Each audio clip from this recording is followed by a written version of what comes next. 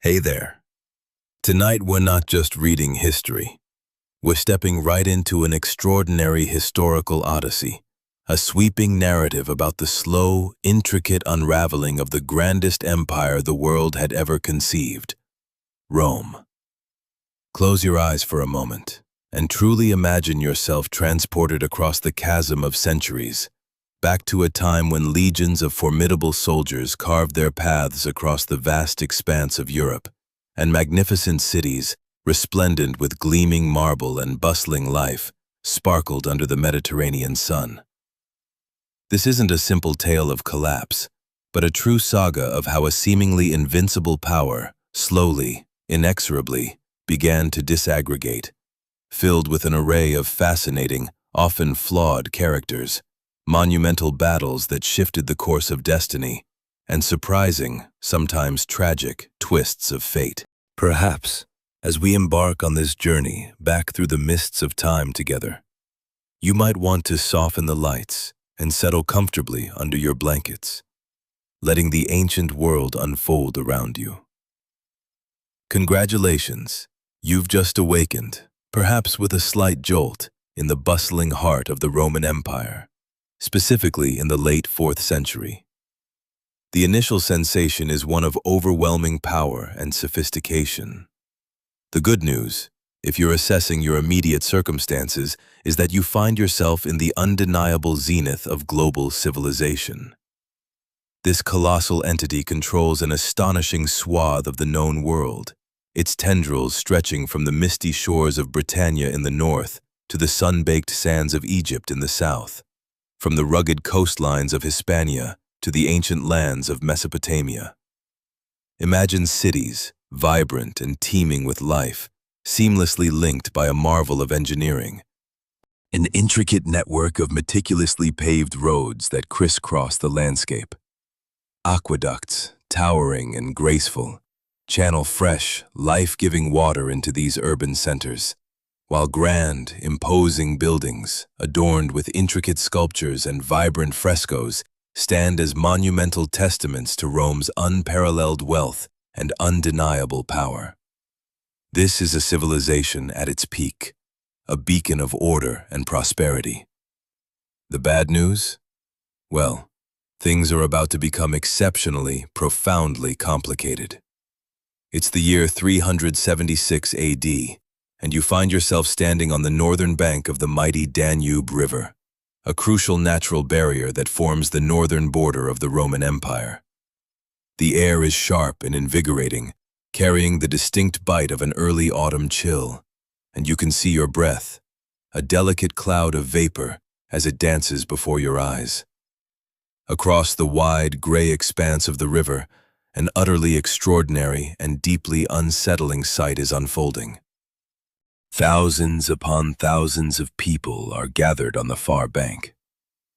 They are a desperate multitude, men, women, small children, and the frail elderly.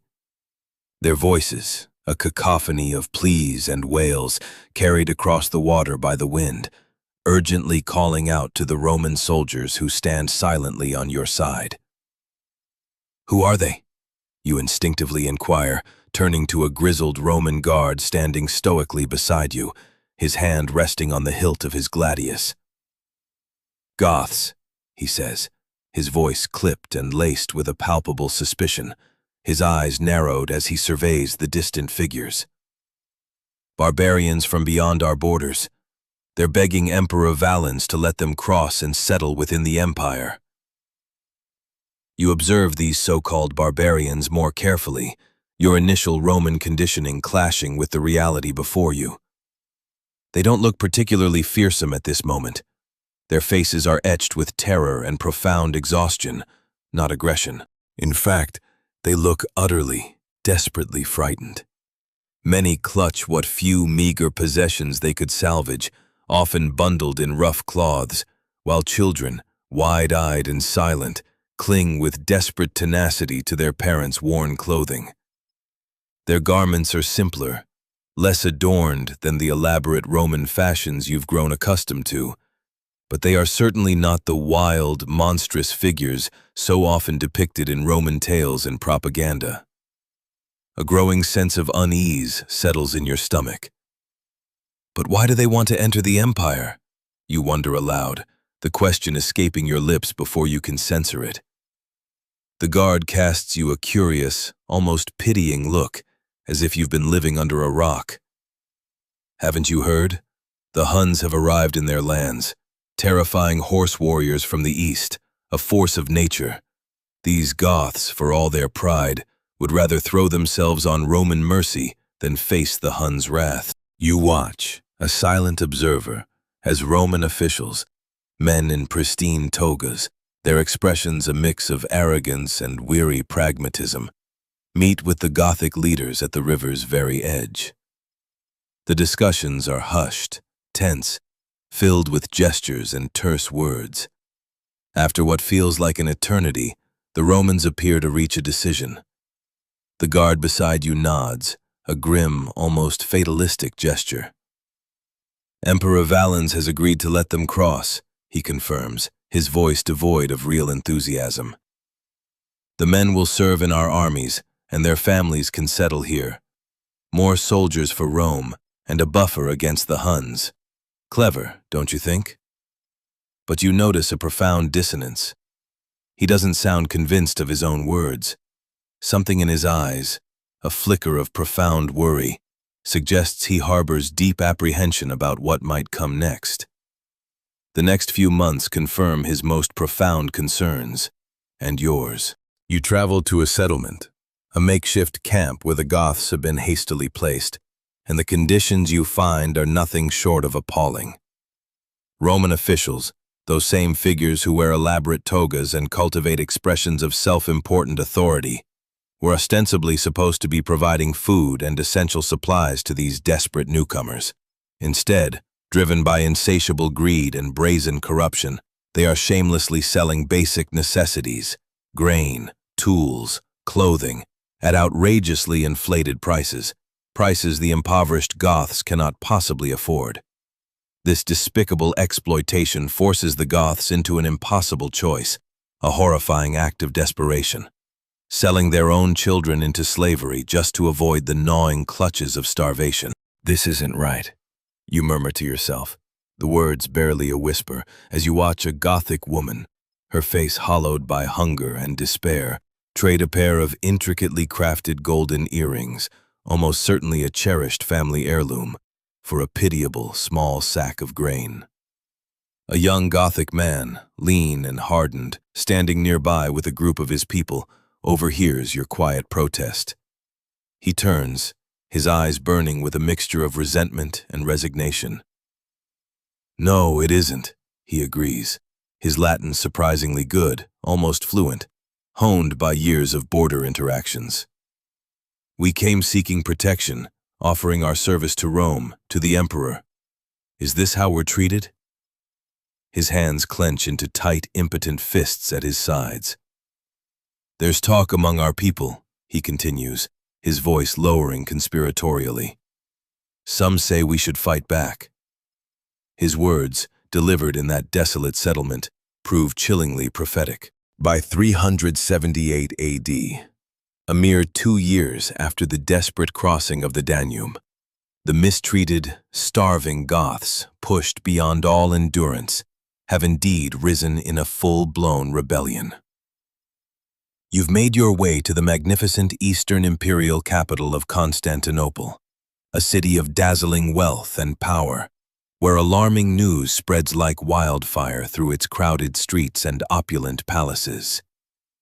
Emperor Valens, brimming with imperial arrogance and a misguided sense of superiority, is reportedly marching with a vast army, determined to crush the Gothic uprising with overwhelming force. In the opulent, echoing halls of the Grand Palace, you witness a tense scene unfold. Advisors, their faces etched with concern, urge caution. Wait for your nephew Gratian to arrive with reinforcements from the west, counsels one grizzled general, his voice grave. The Goths are more numerous than our scouts first reported, and they fight with the fury of the desperate. But Valens, with the dismissive wave of his bejeweled hand, decorated with rings of immense value, rejects their prudent advice, his pride clouding his judgment. "I will not share the glory of victory with my young nephew," he declares, his voice ringing with contempt. "These are mere barbarians. They cannot stand against a proper Roman army." Pride comes before a fall, as the ancient saying goes, and you soon hear devastating news from a place called Adrianople, or Hadrianople. You know, one of those ancient cities whose name seems to have slightly different spellings depending on which ancient chronicler or modern historian you consult. On August 9th, 378 AD, Emperor Valens, utterly confident of an easy victory, led his army against the Goths. Instead, in a crushing and horrific reversal of fortune, the Roman forces were utterly overwhelmed, routed, and decimated. The emperor himself was killed on the battlefield, his body never recovered, along with nearly 2/3 of his elite army. Thousands of highly trained, battle-hardened soldiers, the very backbone of the Eastern Empire, were lost in a single, catastrophic afternoon. "It's a disaster," people cry in the crowded, grief-stricken streets of Constantinople, their voices hoarse with shock and despair. "The worst defeat since Cannae, during the wars with Hannibal centuries ago." You understand why everyone is so profoundly shocked. The Romans, for generations, were accustomed to winning battles, especially against so-called barbarians. This wasn't supposed to happen. It would be like seeing a champion boxer at the peak of his career unexpectedly knocked out cold by someone who had never even stepped into a ring before. In the harrowing aftermath, you encounter a young Roman officer, his arm in a crude sling, his eyes haunted by the unspeakable horrors he witnessed on the plains of Adrianople. "We underestimated them," he tells you quietly, his voice raspy, still filled with disbelief. "These weren't disorganized tribesmen. The Gothic cavalry attacked with discipline and coordination we've never seen from barbarians. And their leader, Fritigern, he outsmarted our commanders at every turn, predicting our movements." What happens now, you ask, the future suddenly seeming impossibly bleak? He looks at you grimly, his face etched with a newfound, terrifying understanding. Everything has changed. The Goths remain inside our borders, armed and dangerous. And now, they know they can defeat us. And he's right. Everything truly has changed. The new emperor, Theodosius I, later known as the Great, eventually manages to make a fragile peace with the Goths in 382 AD, but on terms that would have been utterly unthinkable before Adrianople. The Goths are not expelled. Instead, they are allowed to settle inside Roman territory as a semi-autonomous group, retaining their own leaders and their own traditional laws. It's the beginning of a profound new pattern. Barbarians living within the empire, but not fully part of it. They are guests, but also permanent residents, a state within a state. Over the next few decades, you witness this unsettling trend accelerate. More groups, sensing Rome's vulnerability, cross Roman borders, sometimes by force, their armies marching through thinly guarded passes, and sometimes by invitation, as desperate emperors seek to replenish their depleted legions. The empire still appears mighty and formidable from the outside, its grand facade still largely intact. But you, with your unique perspective, can discern the subtle, insidious changes taking place beneath the surface. More and more, Rome is forced to rely on barbarian soldiers to defend its vast frontiers, even as those very frontiers become increasingly blurred, less defined, and permeable. By the early 5th century, you find yourself predominantly in the western half of the empire, which is facing far greater and more immediate challenges than its eastern counterpart. The wealthy eastern provinces, centered around the impregnable city of Constantinople, remain relatively secure, buffered by richer resources and strategic defenses. But the West is openly struggling, bleeding resources and territory. You are in Ravenna, a city strategically protected by its surrounding marshes and lagoons, which has become the Western imperial capital instead of Rome itself. This change, made explicitly for defensive reasons, is a troubling, undeniable sign of the times. A tacit admission of weakness. In Ravenna's ornate palace, you observe a powerful Roman general named Stilicho, a figure of immense influence. He is, remarkably, half Vandal by birth, a testament to the blurring lines within the empire's elite. Despite his barbarian background, Stilicho is deeply and fiercely committed to Rome's defense, serving as guardian to the young, often feckless Emperor Honorius. The situation is deteriorating, Stilicho confides to his trusted advisors, his voice low and heavy with concern when he believes no one else is listening. We've had to withdraw critical troops from Britain to defend Italy itself. The Rhine frontier, once a solid line, is now perilously thinly guarded.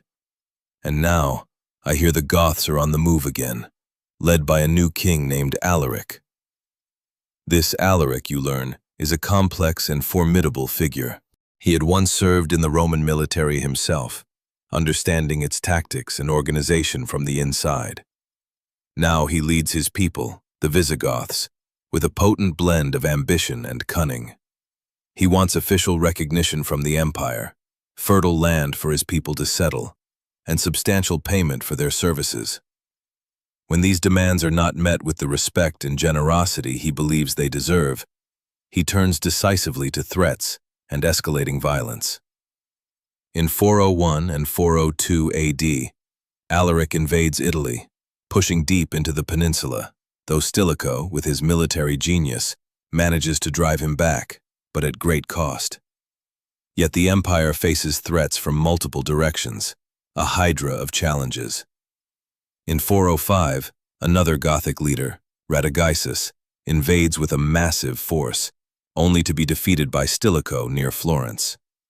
Then comes the truly devastating winter of 406 to 407 AD. The mighty Rhine River, which normally serves as a formidable natural barrier protecting Roman Gaul, what you might know as France, freezes solid, transforming into a vast, unyielding bridge of ice, thick enough for an entire army with its wagons and livestock to cross. And cross they do.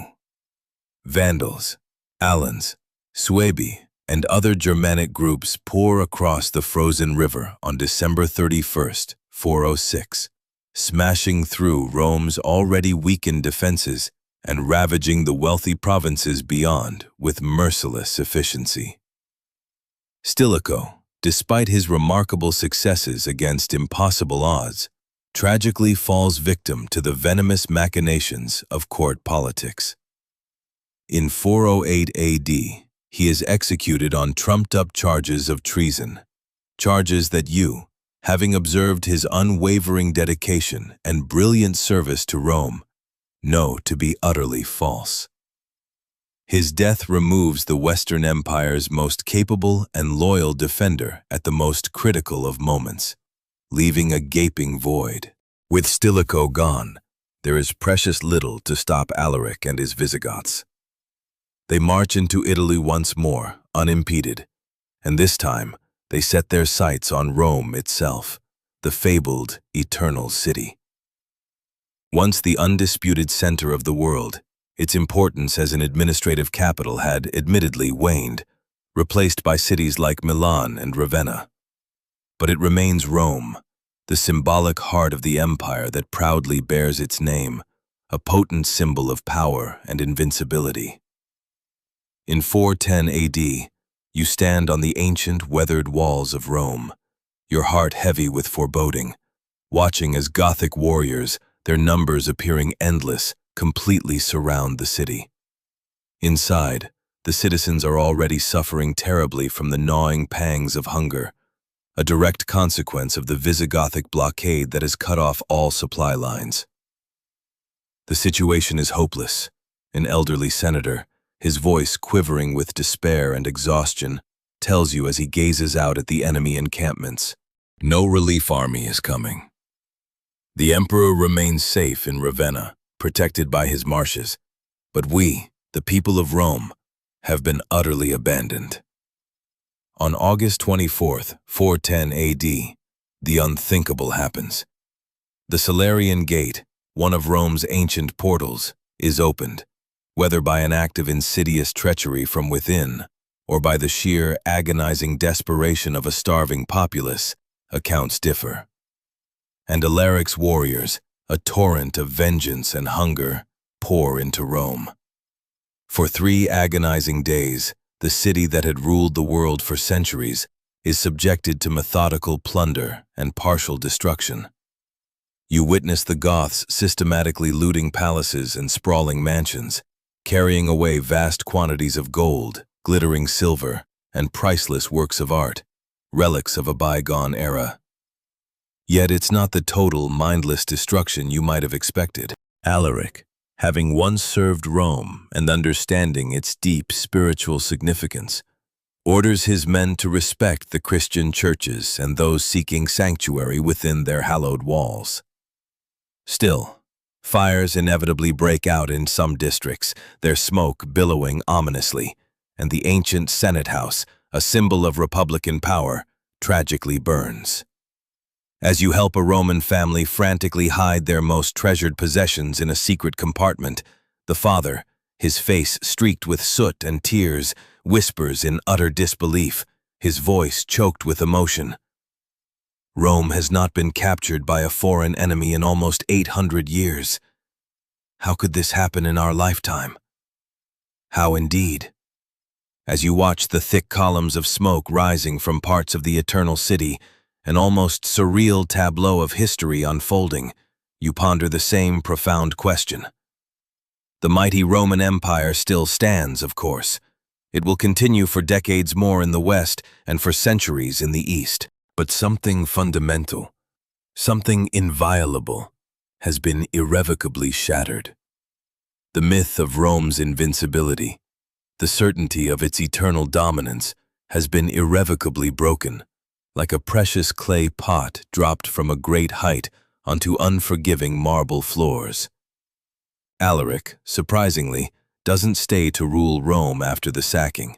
He leads his people south, apparently aiming for the rich provinces of Africa, Rome's invaluable granary and an immensely wealthy prize. But he never makes it. The great Gothic king dies of illness near Cosenza in southern Italy, a strangely understated end for such a formidable figure. His devoted followers, in a legendary act of loyalty, bury him with a vast treasure in the bed of the temporarily diverted Busento River, then return the river to its course, keeping the exact location of the grave a secret forever. The next Gothic king, Alaric's brother-in-law, Athof, leads the Visigoths out of Italy and eventually into southern Gaul, where they establish a powerful kingdom centered on Toulouse. One barbarian group has not only found a permanent home, but established a sovereign state within what was once exclusively Roman territory. And they are, crucially, not the last. The Vandals, who had poured across the frozen Rhine in 406, make their destructive way through Gaul and into Spain, led by their cunning and ambitious king, Gaiseric. They establish control over parts of the Iberian Peninsula, but Africa beckons, with its legendary wealth and strategic importance. In 429 AD, Gaiseric leads his people, some 80,000 Vandals and allied Alans, including women and children, a veritable nation on the move, across the Strait of Gibraltar. The Roman provinces of North Africa, largely untouched by the barbarian invasions until now, fall one by one to the relentless Vandal advance. In 439 AD, Gaiseric captures Carthage, the greatest city of Roman Africa, a vibrant metropolis that rivals Rome itself. The loss is catastrophic for the Western Empire. Africa was its richest remaining territory, providing invaluable tax revenue and, most crucially, the vital grain shipments needed to feed Rome itself and its millions. As you walk through the desolate Forum of Carthage, now under Vandal control, a Roman merchant, his face drawn with grim understanding, explains the profound significance. Without Africa's grain and taxes, the Western Empire is utterly crippled, he says, his voice heavy with despair. The East still has Egypt and its immense wealth, but what does the West have now? Italy, ravaged by war. Gaul and Spain, overrun by barbarians. Britain, abandoned to its fate. You begin to understand, with a chilling clarity, that what you're witnessing isn't just a temporary crisis or a series of unfortunate raids, but a fundamental, irreversible transformation of the entire Roman world. The Western provinces aren't simply experiencing barbarian incursions. They are being settled by new peoples who are establishing their own sovereign kingdoms on formerly Roman soil, irrevocably redrawing the map of Europe. And on the distant eastern frontier, beyond the familiar Mediterranean world you've come to know, a new and terrifying force is gathering strength. The Huns, under their fearsome, legendary leader Attila, will soon erupt onto the scene, threatening both halves of the Roman Empire and adding unimaginable pressure to an already strained, fractured system. But that gripping story, you realize, will have to wait for tomorrow night. For now, let's pause and reflect on what we've learned about the gradual, intricate beginning of Rome's fall. How a great, seemingly impregnable civilization found itself slowly and profoundly transformed by the very peoples it once considered uncivilized outsiders. The Roman Empire didn't collapse overnight like a building in an earthquake. Instead, it changed, piece by piece, territory by territory, adapting, evolving, and atrophying, until it became something its illustrious founders would scarcely have recognized. As you drift towards sleep, imagine yourself standing once more on those ancient, besieged walls of Rome in 410, watching history unfold before your very eyes, the slow, monumental end of one era, and the inexorable, terrifying beginning of another, all happening in agonizingly slow motion, stretching across decades and even centuries. It's now the 440s AD, and you find yourself once again in the Eastern imperial capital of Constantinople. The city is magnificent, a shimmering jewel of power and wealth, protected by its massive triple-layered walls, adorned with splendid churches whose domes gleam gold in the sun, and palaces that speak of untold riches. Its harbor is bustling with the ceaseless activity of trade from across the known world, a vibrant nexus of commerce. The eastern half of the empire remains remarkably wealthy and strong, a stark contrast to the west, which continues to struggle with barbarian settlements and the steady loss of its rich provinces. In the opulent imperial palace, you observe a gathering of high-ranking officials. Their faces are grave, etched with worry, as they huddle around unfurled maps, discussing troubling, ominous reports from the far-flung frontier. The Huns, those nomadic, terrifying warriors from the vast Central Asian steppes, whose arrival first drove the Goths to seek refuge within the empire decades ago, have now united under a formidable, ruthless new leader. Attila, one official says, almost whispering the name, as if afraid to summon its very owner. He and his brother Bleda have taken control of all the Hunnish tribes, forging them into a single, terrifying force.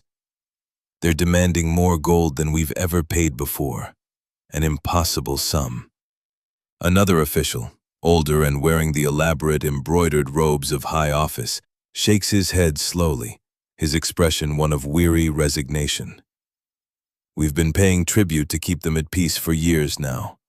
It was an uncomfortable arrangement, but it generally kept the peace. But these new demands, they are impossible. The treasury simply cannot bear it. You soon learn that the Huns have been Rome's troublesome northern neighbors for some time. Previous Eastern emperors established a pattern, a grudging policy, of paying them annual tribute, essentially a protection racket, to prevent devastating raids on Roman territory. It was, as the official noted, an uncomfortable arrangement, but it generally managed to keep a fragile peace. Now, however, under Attila's ruthless and ambitious leadership, the Huns want more, much, much more. When diplomatic negotiations, strained and tense, inevitably break down, the consequence is immediate and devastating. In 441 AD, Attila leads his warriors, a whirlwind of destruction, across the Danube and deep into the Balkans. You travel to the region in the aftermath and witness the horrifying consequences of the Hunnish attacks. Towns and villages lie in smoldering ruins, their inhabitants either fled in terror or captured and enslaved. Roman forces, hampered by their slower movements and traditional tactics, seem utterly powerless to stop the swift-moving Hunnish horsemen who appear suddenly, strike with terrible, overwhelming force, and then vanish into the vast plains before a proper defense can even be organized. How do they move so quickly? You ask a Roman cavalry officer, his uniform torn, still visibly shaken by a recent brutal encounter with the Huns. Their entire lives are spent on horseback, he explains, his voice raw. They eat, drink, even sleep while riding, and their bows, they can shoot with deadly accuracy at a full gallop, riddling us with arrows before we can even react. We've never faced anything like them. By 443, the Eastern Romans are forced to agree to Attila's escalating demands, a humiliating concession. They triple the annual tribute to a staggering 2,100 pounds of gold and pay an enormous sum for past arrears, a penalty for their delay. It's a bitter, pride-swallowing price, but the alternative is the continued, utter devastation of the Balkan provinces, a wound that the empire can ill afford. In 445, Attila becomes the sole, undisputed ruler of the Hunnish Empire after his brother Bleda dies under mysterious, suspicious circumstances. Many whisper, in hushed tones, that Attila himself was responsible for his brother's demise, removing a rival. Now, unchallenged, his power reaches its absolute peak.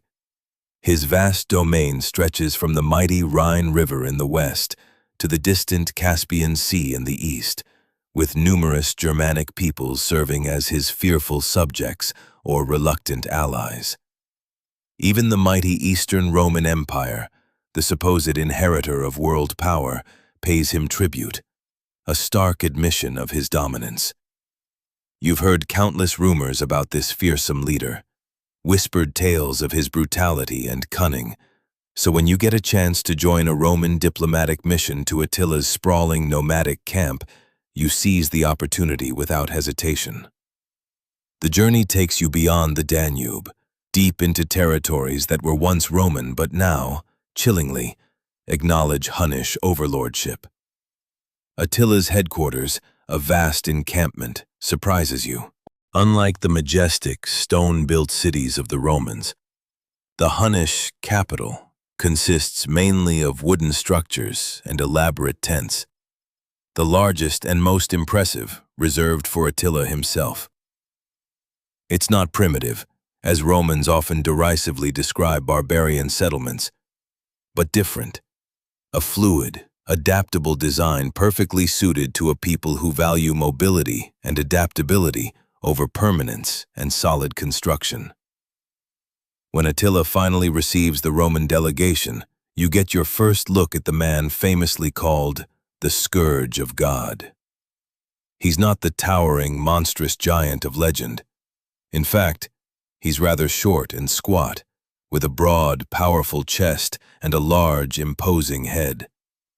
His clothes are plain, almost austere, compared to the lavish attire of his nobles, with little ornamentation except for a distinctive ancient sword at his belt. But his eyes are what truly capture your attention. Intense, watchful, missing nothing, they seem to pierce right through you. The Roman ambassador presents a lavish array of rich gifts, which Attila accepts with little emotion, his face a stoic mask.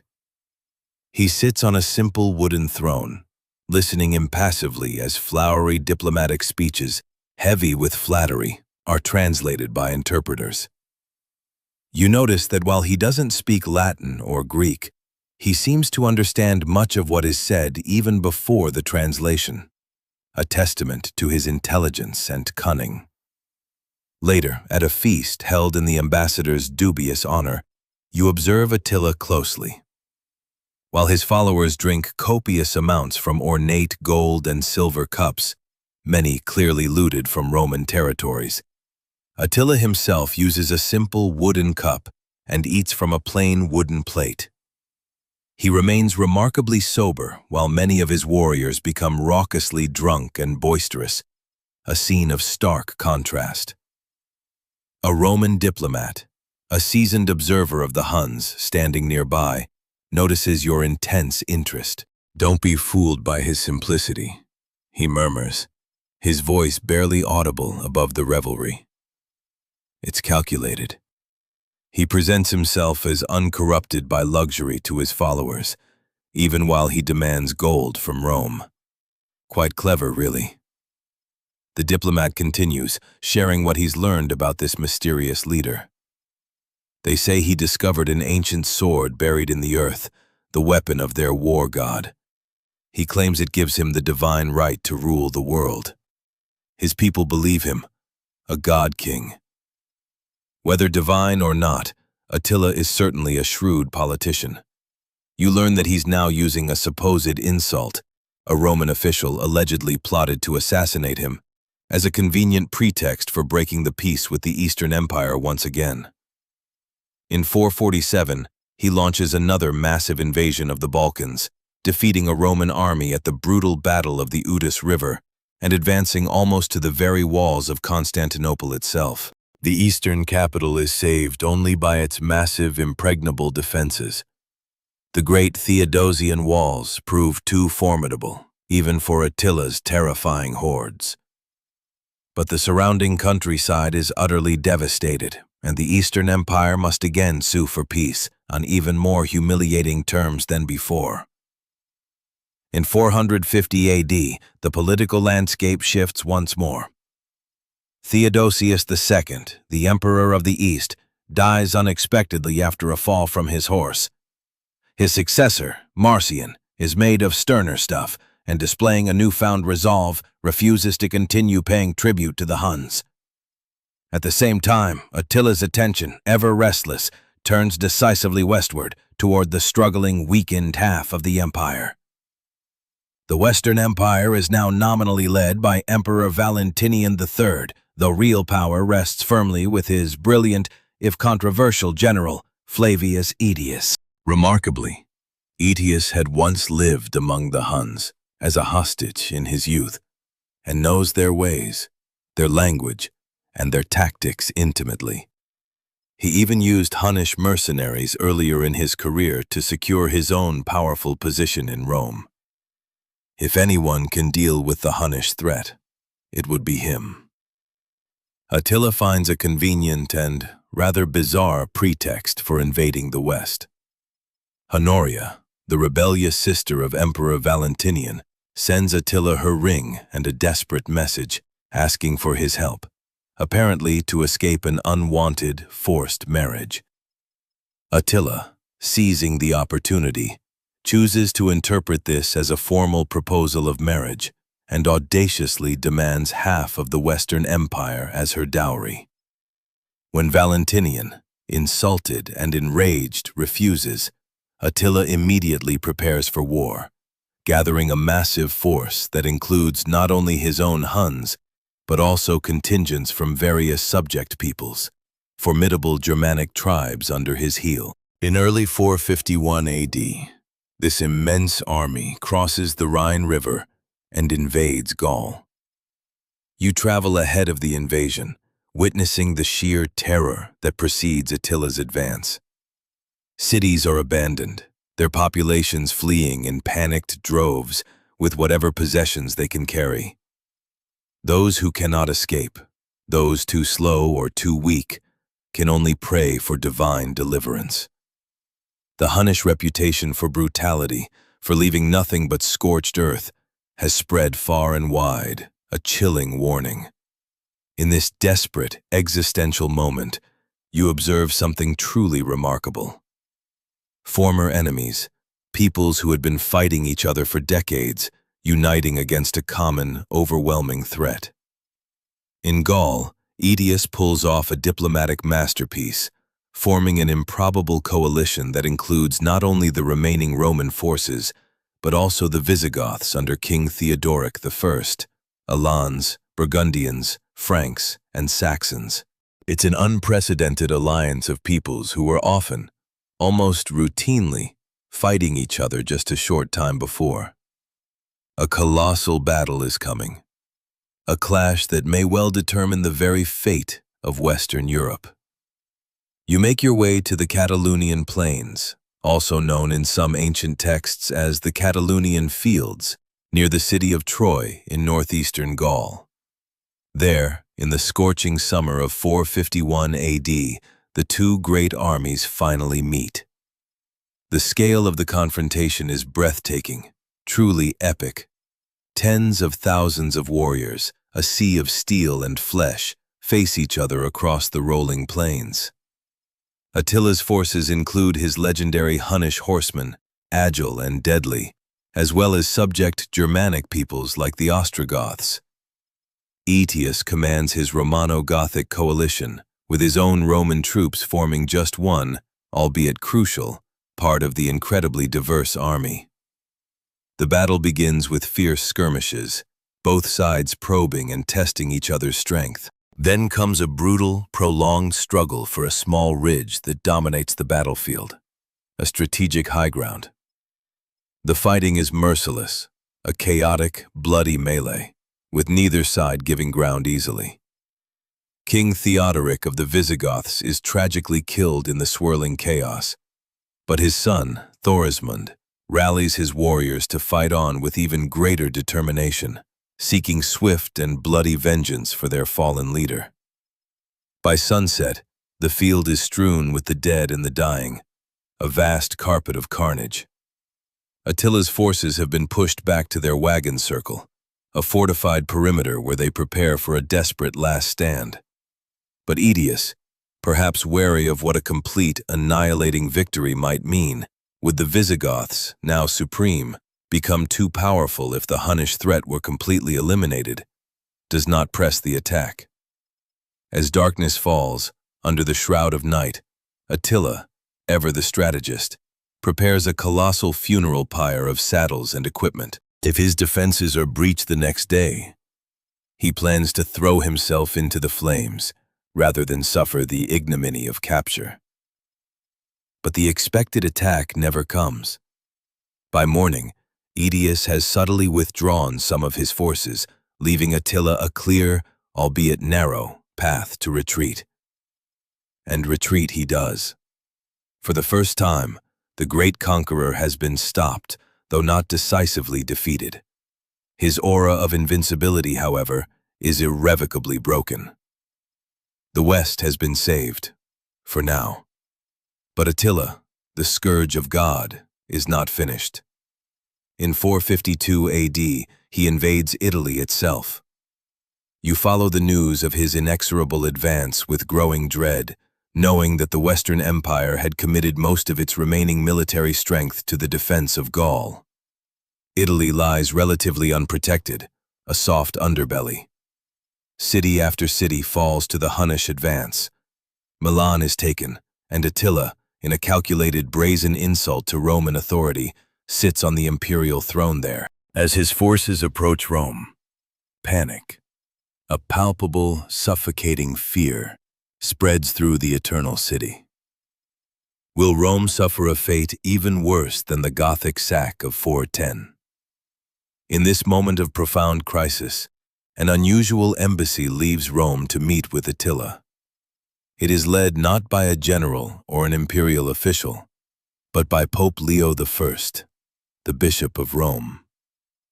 You join the papal entourage, your curiosity piqued, wondering what a religious leader could possibly offer that might turn back the fearsome Hun king. The meeting takes place near Mantua, at the tranquil river Po. Pope Leo, dignified and serene in his clerical robes, addresses Attila with calm authority, his voice unwavering. The precise content of their conversation isn't recorded for posterity, lost to the mists of time, but the result is clear and dramatic. After the meeting, Attila unexpectedly orders his army to withdraw from Italy.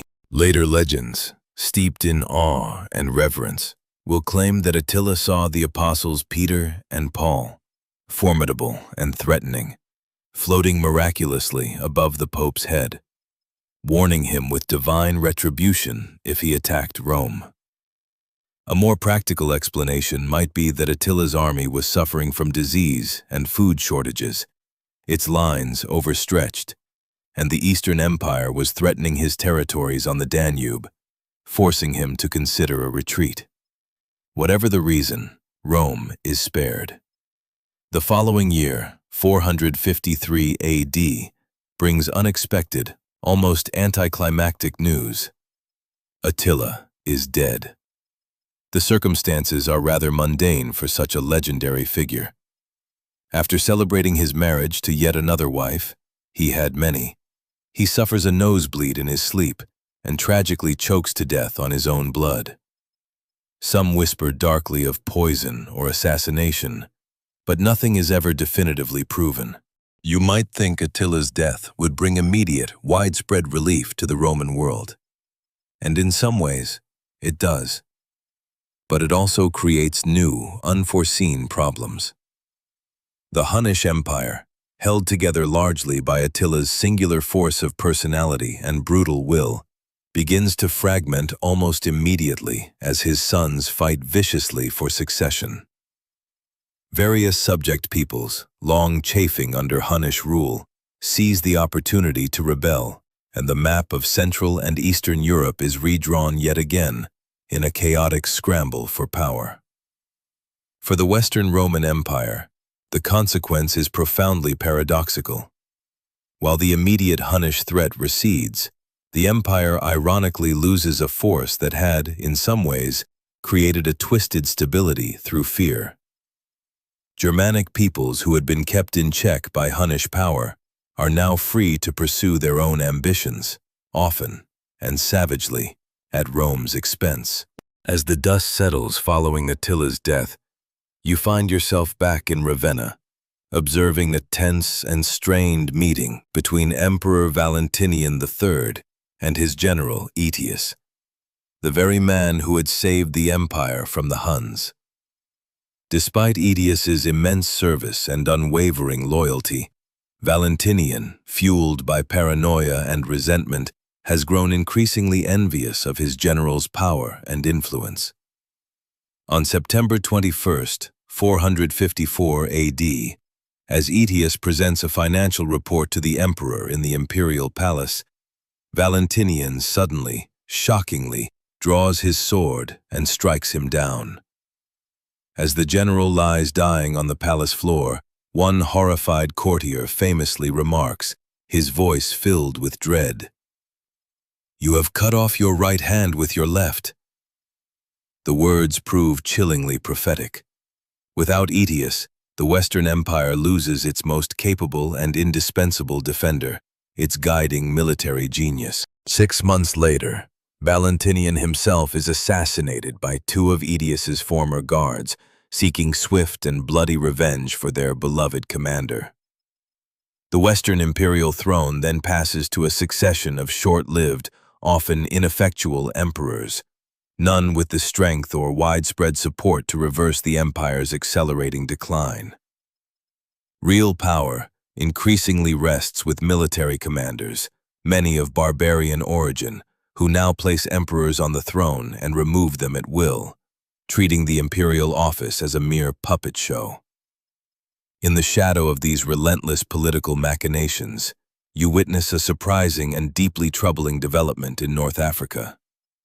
Gaiseric, the wily and formidable king of the Vandals, has, astonishingly, built a powerful fleet, something unprecedented for a Germanic people who were traditionally land-based warriors. In 455 AD, just 3 months after Valentinian's assassination, this Vandal fleet appears ominously at the mouth of the Tiber River, its sails dark against the horizon. Rome, still recovering from the Gothic sack of 410, now faces another, even more systematic invasion. With no significant forces left to defend it, the city, exhausted and helpless, opens its gates to the Vandals. Pope Leo I again tries to intercede, as he did with Attila, but this time with significantly less success. He only manages to secure a promise that the city will not be burned to the ground and its inhabitants not indiscriminately slaughtered. For 14 days, the Vandals methodically and systematically plunder Rome, stripping it of every imaginable valuable in a much more thorough and ruthless operation than the Gothic sack 45 years earlier. They take not only gold, silver, and precious artwork, but also copper from the roofs of public buildings, fine furniture, and even the Empress Eudoxia, widow of Valentinian, and her daughters as captives to be taken to Africa. When they finally depart, they leave behind a city materially impoverished and utterly devastated, but still physically standing. The term vandalism comes down to us from this event, though modern historians note that the Vandal plunder was actually more disciplined and strategically calculated than its later, mindless reputation suggests. Gaiseric meticulously took what had value and could be transported. By now, you've witnessed the irretrievable loss of Britain, much of Gaul and Spain, and North Africa. Italy itself has been invaded multiple times, its rich lands plundered. The Western Empire still exists in name, a mere shadow of its former glory, but its actual territory has shrunk dramatically, and its authority grows weaker, more tenuous by the year. In 468 AD, both the Eastern and Western empires, in a desperate last-ditch effort, make one final grand attempt to reverse their fortunes. The target is Vandal North Africa, still the richest province of the former Western territories and strategically crucial for control of the Mediterranean's vital sea lanes. The Eastern Emperor Leo I commits vast resources to the campaign, reportedly over 1,000 ships and 100,000 men. Though these numbers may be exaggerated, they speak to the sheer scale of the undertaking. It's the largest naval expedition the Mediterranean has seen in centuries. If successful, it could restore the West's economic foundation, replenish its coffers, and begin a long-awaited Roman recovery.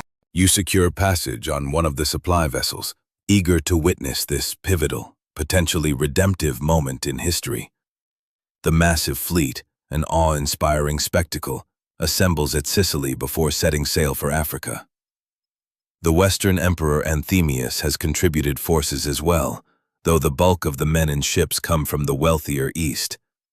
Hope runs high among the Roman troops and sailors, a fragile, desperate optimism. Many believe this will be the campaign that finally turns the tide, that begins the restoration of Roman glory. The Vandals, despite their proven naval prowess, seem hopelessly outnumbered and outmatched. But Gaiseric, the Vandal king, now in his 70s, a wily, seasoned veteran, has not survived this long by being easily defeated. As the Roman fleet approaches Cape Bon, near Carthage, the Vandals execute a brilliant, audacious stratagem. Using fire ships, vessels loaded with combustible materials and set ablaze, they attack with a favorable wind at their backs, creating an inferno on the waves. Fire spreads rapidly and uncontrollably among the tightly packed Roman ships, their wooden hulls like kindling. Panic ensues as sailors and soldiers, engulfed in smoke and flames, desperately try to escape the inferno. What should have been a decisive Roman victory becomes a catastrophic, unmitigated defeat. The majority of the fleet is destroyed, and with it, the last real hope of reconquering North Africa. You barely escape with your life, clinging to a piece of wreckage until rescued by one of the few Roman ships to survive the disaster. As you're brought aboard, exhausted, half-drowned, and utterly defeated, you hear grizzled sailors muttering that the Western Empire is truly, irrevocably doomed now. One veteran, his face grim, sums up the situation bluntly. Without Africa, there's no money for soldiers. Without soldiers, there's no empire. It's as simple as that. As you watch the African coast recede in the distance, a vivid and painful memory, you reflect on how dramatically the Roman world has changed in just a century. From the desperate arrival of the Goths at the Danube in 376 to the catastrophic failed African expedition of 468, you've witnessed a great, agonizing transformation. The slow, methodical dismantling of the Western Roman Empire, piece by precious piece. But the final, symbolic act of this historical drama is yet to come. The shadow of the empire still lingers over Italy, and the proud name of Rome still adorns the imperial government in Ravenna. For a little while longer, at least. The idea of Rome will persist, even as its substance fades away like the setting sun over the Mediterranean Sea. It's the year 470 AD, and you find yourself back in Italy, the beleaguered heartland of the declining Western Empire. The failed expedition against the Vandals has drained what little remained of Western Rome's military and financial resources. The empire still exists on parchment, in the annals of history, and in the minds of a few lingering traditionalists, but its actual territory has shrunk dramatically. It controls only Italy and small, fragmented portions of Gaul and Dalmatia. Even within these remaining areas, imperial authority is increasingly nominal, a mere whisper of its former power. In Ravenna, the Western imperial capital, you observe a curious and deeply unsettling political situation. Emperor Anthemius officially rules, but real power rests unmistakably with his barbarian commander-in-chief, Ricimer. Ricimer is a man of mixed heritage, part Suebi, part Visigoth, who has been the true power behind the throne for years, making and unmaking emperors according to his own ruthless will, treating them as mere puppets. It's an open secret. A Roman official explains to you, his voice low, as you walk through Ravenna's marble-lined streets, once so grand, now subtly neglected. Anthemius was appointed by the Eastern Emperor, but he can't rule without Ricimer's support, and the relationship between them is tense indeed, a knife's edge. The tension soon erupts into open, bloody conflict. In 472 AD, Ricimer besieges Anthemius in Rome. After a 5-month siege, marked by widespread hunger and immense suffering among the city's desperate population, Ricimer's forces finally break through. Anthemius, disguised as a beggar, tries to flee, but is captured and summarily executed. Ricimer places his own candidate, Olybrius, on the imperial throne, but both men tragically die of natural causes within months, leaving a gaping power vacuum in an already fragile state. The pattern of instability repeats itself with the next emperor, Glycerius, who was appointed without Eastern approval and then summarily removed when Julius Nepos arrives from Constantinople with Eastern backing in 474 AD. Nepos forces Glycerius to become a bishop, a demotion and a banishment, and takes the throne himself. It's like watching children play musical chairs, remarks an aging senator, his voice steeped in bitter cynicism, as you observe the elaborate ceremonies installing yet another emperor. Except the music is a funeral dirge for Rome. Behind these increasingly farcical imperial puppet shows, Real power increasingly shifts to military commanders of barbarian origin and their armies. The Western Empire simply lacks the resources to maintain a purely Roman army. Its recruitment base has withered, its treasury is empty. More and more, its defense depends on federated barbarian troops, men who serve under their own chieftains, whose loyalties are often divided. In 475 AD, another such commander, a man of immense ambition, makes his decisive move.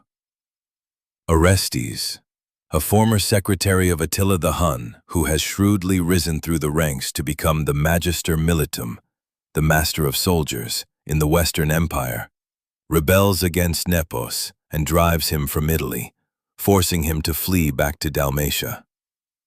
Rather than take the throne himself, Orestes, perhaps understanding the precariousness of the position, proclaims his young son Romulus as emperor. The boy, probably around 12 years old, is mockingly called Augustulus, Little Augustus, by his detractors, a diminutive form that sadly, ironically, contrasts with the revered name of Rome's first mighty emperor, Augustus. Few could have guessed that this child, this pawn, would be the last to bear the august title of Western Roman emperor. You meet young Romulus at the imperial palace in Ravenna and find him to be a solemn, somewhat bewildered boy, clearly a pawn in his father's ambitious political games. He wears the imperial purple and goes through the motions of ceremonial duties with a child's grace, but decisions are clearly made by his father, Orestes. "Do you enjoy being emperor?" you ask him, during a rare quiet moment away from the prying eyes of court officials. The boy looks at you with sad eyes that seem far too old for his young face. "I do what my father tells me," he says softly. "I must be brave, like the original Romulus who founded Rome. But I hear the soldiers talking when they think I'm not listening. They say I'll be the last emperor, not the first." His words, uttered by a child, prove chillingly prophetic. In 476 AD, the barbarian troops that form the backbone of the Western army, Heruli, Scyrian, and Rugian mercenaries, demand something new, something profound and utterly unacceptable from Orestes. They want permanent settlements in Italy, the very heartland of the empire, 1/3 of the land to call their own. It's the same pattern seen in other former Western provinces, where barbarian soldiers have been granted territory in exchange for military service. But Orestes, driven by a desperate sense of Roman pride, refuses. "Italy is different," he insists. "It's the heart of the empire, not a frontier province to be parceled out to foreign troops." His refusal triggers an immediate and widespread mutiny, led by Odoacer, a powerful officer of Scyrian birth who has risen through the ranks of the Roman army. You witness the swift, shocking collapse of Orestes' position as troops across Italy declare for Odoacer. Orestes flees to Pavia, where he's quickly caught and executed on August 28, 476 AD. Days later, Odoacer's triumphant forces enter Ravenna. On September 4th, a date that would later be marked by historians as the symbolic fall of the Western Roman Empire, Odoacer confronts young Romulus Augustulus. You manage to slip into the palace with a small group of officials and observe this pivotal, history-making moment. Surprisingly, there's no grand drama, no clash of armies, no thunderous proclamations. Instead, Odoacer approaches the boy emperor with an almost gentle demeanor. He explains that Romulus must give up the throne, but promises that no harm will come to him. "You're still young," Odoacer tells him, his voice surprisingly kind. "You'll have a comfortable life, away from these burdens." The child, looking more relieved than distressed, quietly removes the imperial regalia, the opulent purple cloak, the jeweled diadem, and other symbols of an office that has, for years, become increasingly meaningless. Odoacer accepts them with a simple nod.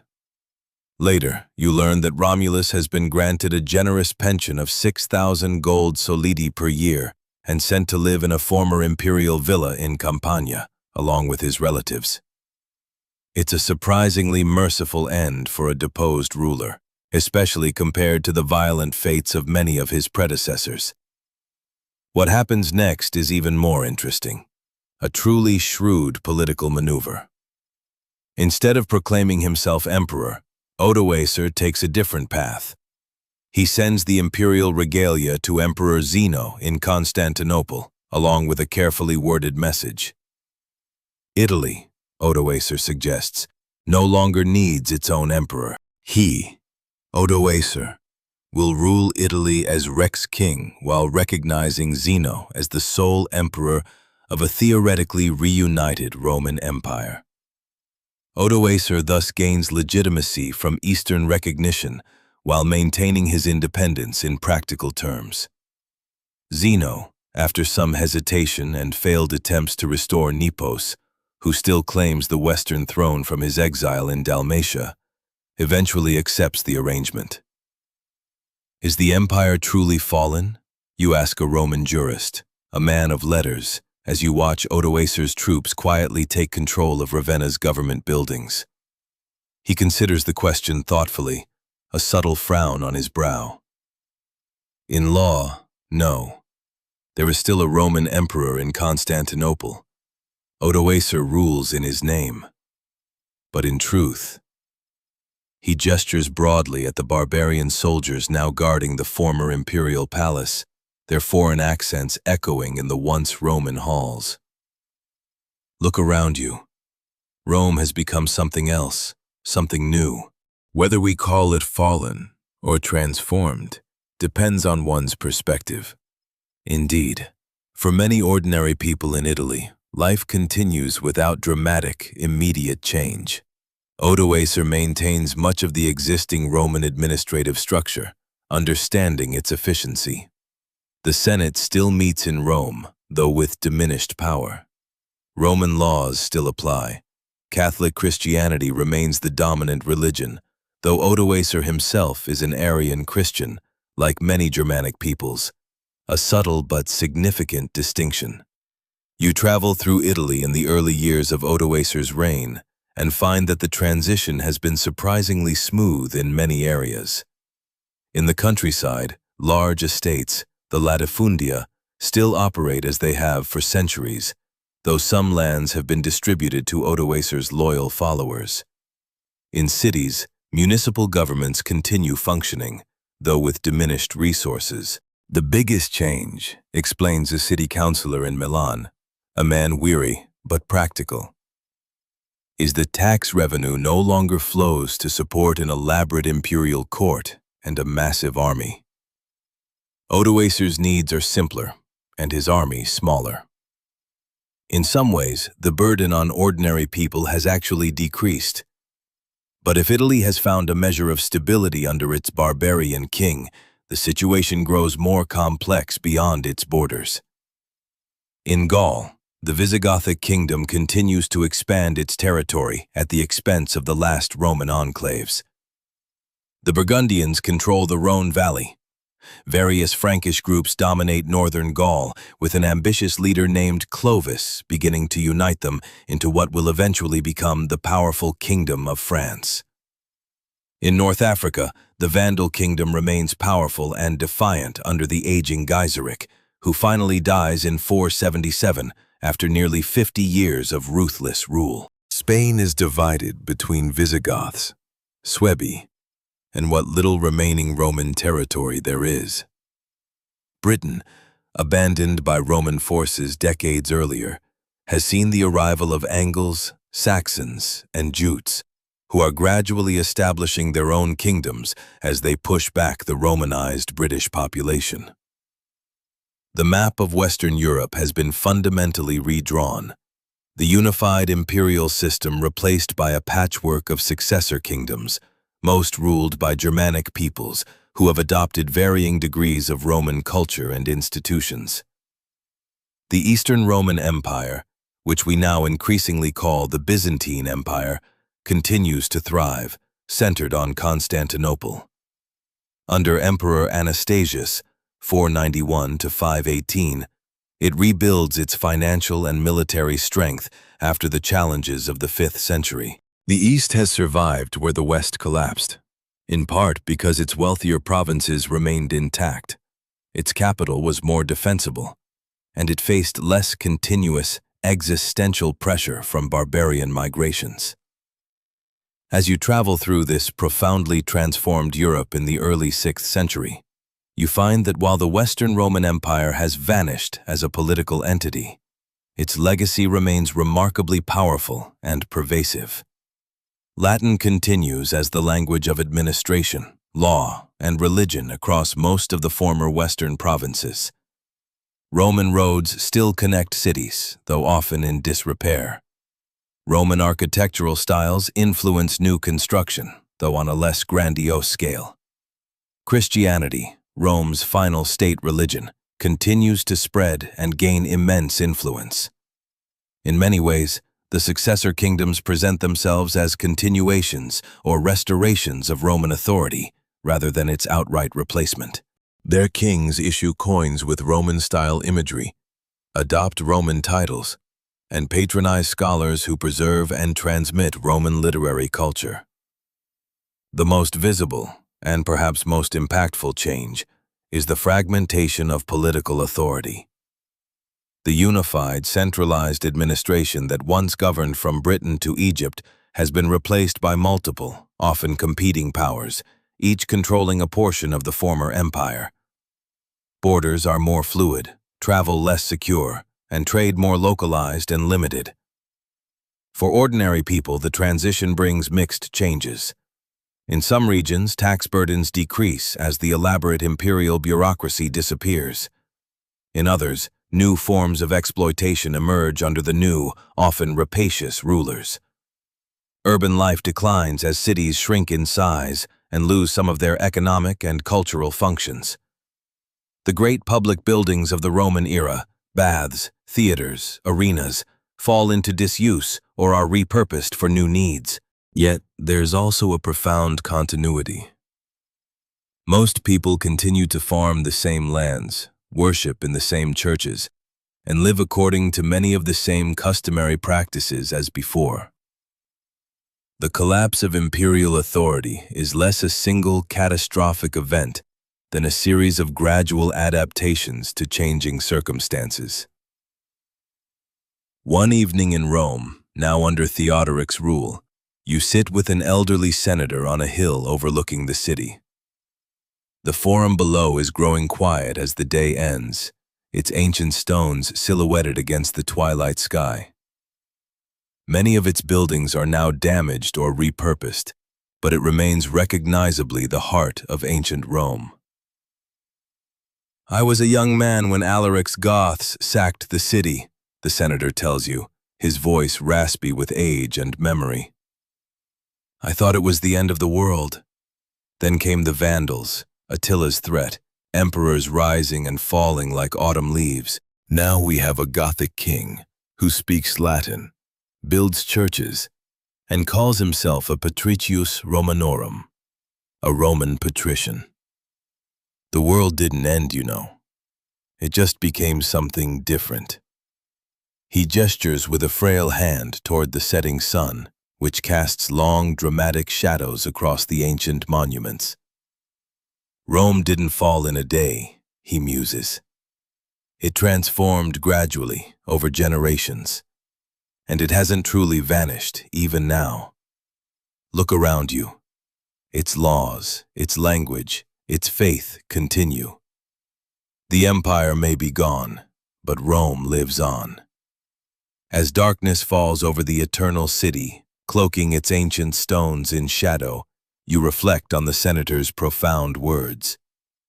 The story of Rome's fall is not simply one of destruction and catastrophe, but of transformation, adaptation, and an enduring continuity. The Roman Empire in the West has ceased to exist as a political reality, a unified state.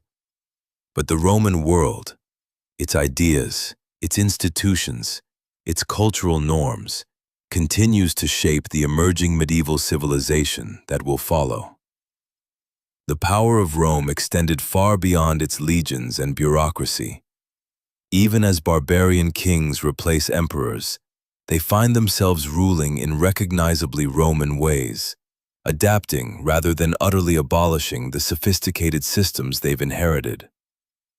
And in Constantinople, the eastern half of the empire continues, preserving much of Roman tradition while evolving to meet new, formidable challenges. This complex process of change and continuity, of blending and adapting, will continue for centuries to come. But for now, as you watch the lamps being lit across a Rome that is simultaneously ancient and new, the immediate, dramatic story of the Western Empire's fall has reached its conclusion. The world of late antiquity gradually gives way to what we now call the early Middle Ages, with different rulers, different challenges, but many persistent echoes of Rome's monumental legacy. Let's transport ourselves once more, this time to Constantinople in the early 6th century. Unlike Rome, which had been sacked multiple times and lost much of its former glory, Constantinople remains a magnificent imperial capital, a glittering testament to power and resilience, protected by its massive walls and the natural barrier of the Bosphorus Strait.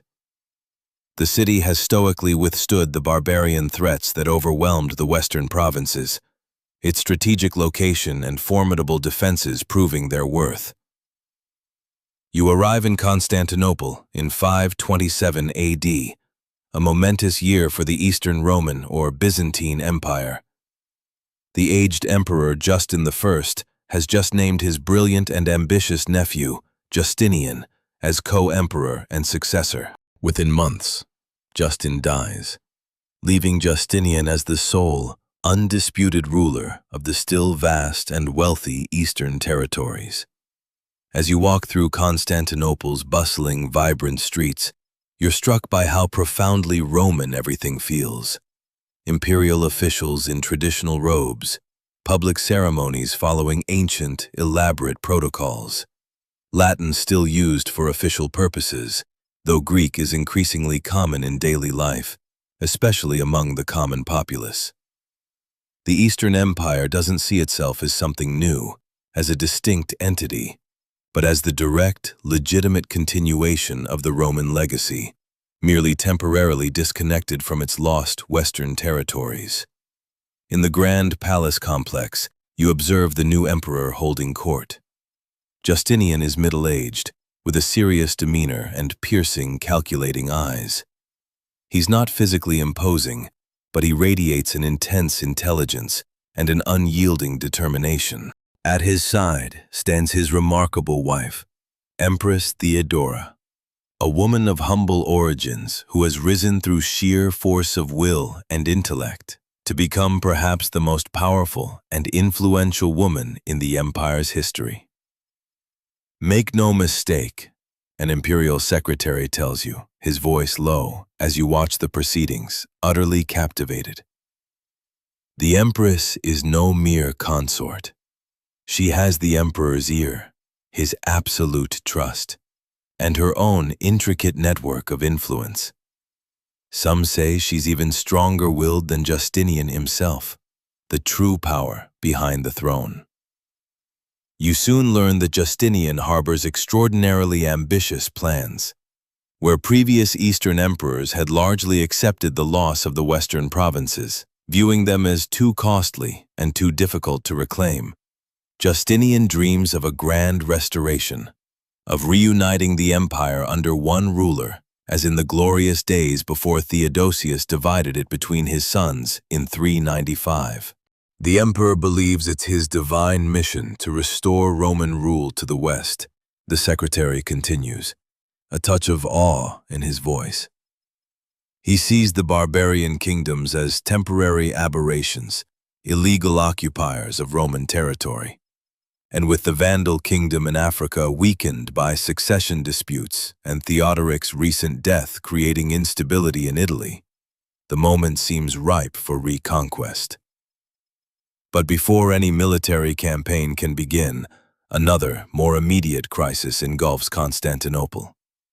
In January 532 AD, what begins as a typical, passionate sports rivalry between the blue and green chariot racing factions escalates rapidly into a massive, city-wide urban riot known as the Nika Revolt, named after the rallying cry, Nika, meaning victory. For 5 terrifying days, the city teeters on the brink of outright revolution as the furious mob burns public buildings, including much of the city center, and proclaims a rival emperor. You witness the chaos from a relatively safe vantage point near the harbor, watching in horror as flames engulf vast parts of the city. Justinian, holed up in the heavily fortified palace with his terrified advisors, seriously considers fleeing the capital, his dream of restoration seemingly in tatters. In this moment of profound crisis and indecision, it's Empress Theodora who steals her husband's resolve with words that will be remembered for centuries. Royal purple makes a fine burial shroud, she declares, her voice unwavering, a testament to her courage and conviction. In essence, she proclaims that it is better to die as emperor than to live as a humiliated fugitive.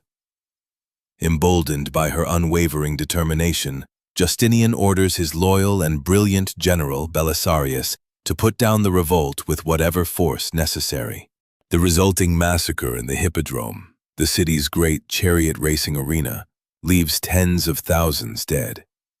But it decisively secures Justinian's throne.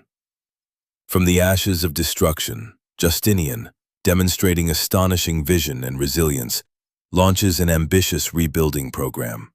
The centerpiece is a revolutionary new cathedral, Hagia Sophia, meaning Holy Wisdom, designed to surpass all previous architectural achievements.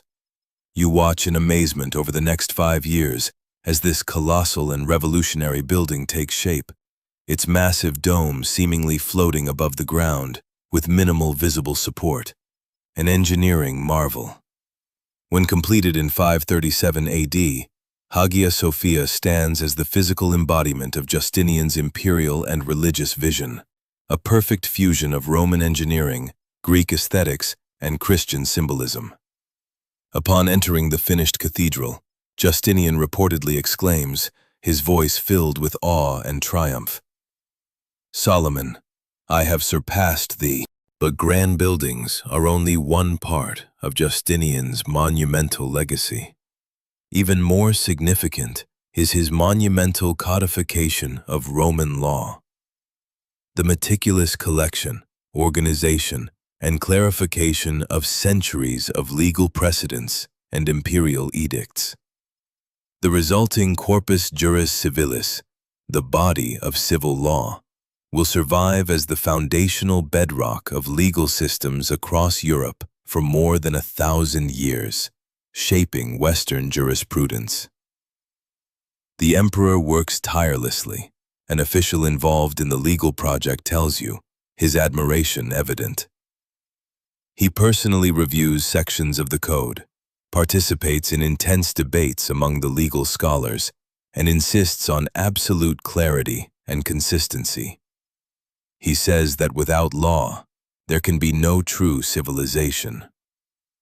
While these immense domestic projects progress, Justinian, ever focused on his grand vision, turns his attention to his cherished dream of reconquest. The first target is the Vandal kingdom in North Africa. Once Rome's invaluable granary, and still an immensely wealthy territory despite a century of Vandal rule. In 533 AD, after careful planning and amid highly favorable circumstances, the Vandal king Gelimer is busy dealing with a rebellion in Sardinia. Justinian dispatches a relatively small expeditionary force of about 15,000 men under his trusted general Belisarius. You secure permission to accompany the fleet as an observer, curious to see whether this ambitious campaign will succeed where the massive expedition of 468 had failed so catastrophically. The Byzantine forces land near Carthage with minimal opposition. Unlike the previous, poorly managed Roman attempt, Belisarius's campaign is marked by careful intelligence gathering, strict discipline among his troops, and strategic flexibility. The general skillfully maintains friendly relations with the local Roman population, presenting his mission as one of liberation rather than conquest. After two decisive battles, at Ad Decimum and Tricamarum, Belisarius decisively defeats the Vandal forces and captures King Gelimer. By March 534, the entire Vandal kingdom has been incorporated into the empire. The conquest that had seemed impossible for generations has been astonishingly accomplished in less than a year. You witness Belisarius's triumphant return to Constantinople, a spectacle of imperial power. He parades the captured Vandal King Gelimer and the vast treasures of Carthage, including, most symbolically, the sacred vessels of Jerusalem's temple, which had been taken by the Romans in 70 AD, brought to Rome, then seized by the Vandals during their sack of the city in 455.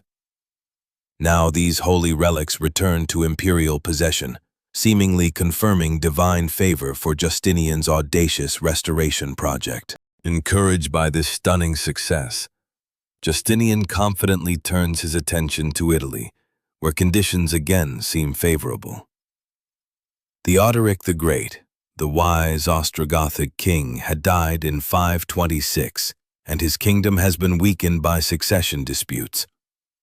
His grandson, Athalaric, succeeded him but died young, leaving his mother, Amalasuntha, as regent.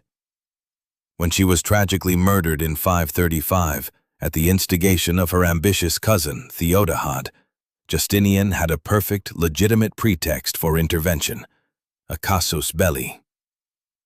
Once again, Belisarius leads a relatively small force, landing in Sicily in 535 and quickly securing the island. He then moves to mainland Italy, capturing Naples and Rome with surprising ease. By December 536, the Byzantine army enters Rome, welcomed by many of its citizens as liberators, restoring legitimate imperial rule. You join the Byzantine forces in Rome, where the mood is initially triumphant, filled with hope. But unlike the swift, decisive Vandal campaign, the Gothic War in Italy becomes a protracted, agonizing, and ultimately devastating conflict. The Ostrogoths rally under a new, capable leader, Totila, and the fighting seesaws across the Italian peninsula for nearly 2 decades. This is not the glorious restoration the emperor promised, laments a Byzantine officer, his uniform dusty and torn, as you huddle with him in a half-ruined Roman villa outside the contested city of Ravenna. We control cities one day, lose them the next. The countryside is devastated, the population starves, and for what? To change one master for another? A bitter, cynical truth. Indeed, the prolonged conflict inflicts terrible, lasting damage on Italy. Rome itself changes hands multiple times and is, at one point, almost entirely depopulated, a ghost town. Agricultural production collapses as farms are abandoned or destroyed. Ancient aqueducts, bridges, and public buildings suffer damage that will never be fully repaired. Relics of a bygone era crumbling further. By 552, when the Byzantine general Narses finally defeats the Ostrogoths at the Battle of Tagine, killing Totila in the process, Italy has been so thoroughly ravaged that the reconquest seems Pyrrhic at best. The peninsula is now firmly under imperial control, but it's a shadow of its former self, depopulated, impoverished, and broken. The final piece of Justinian's western reconquest comes in 554, when Byzantine forces secure parts of southern Spain from the Visigothic kingdom. With control of Africa, Italy, and portions of Spain, along with islands like Sicily, Sardinia, and the Balearics, Justinian has indeed restored a Mediterranean empire that, in scope, somewhat resembles the old Roman domain. You return to Constantinople in the later years of Justinian's reign and find the aging emperor still driven by his grand vision of restoration, but increasingly consumed with complex religious matters. His attempts to reconcile the empire's various Christian factions, torn by theological disputes, have met with limited success, and doctrinal disagreements continue to create political divisions, especially in vital provinces like Egypt and Syria. The emperor believes unity of faith is essential for the empire's strength, explains a court theologian, his voice deferential as you observe Justinian deep in discussion with bishops and religious scholars. But achieving such unity has proven as difficult as reconquering the West, perhaps more so. In 565 AD, after a remarkably long and impactful reign of 38 years, Emperor Justinian dies. His grand project of restoration has achieved significant territorial gains, but at tremendous cost. The treasury is depleted.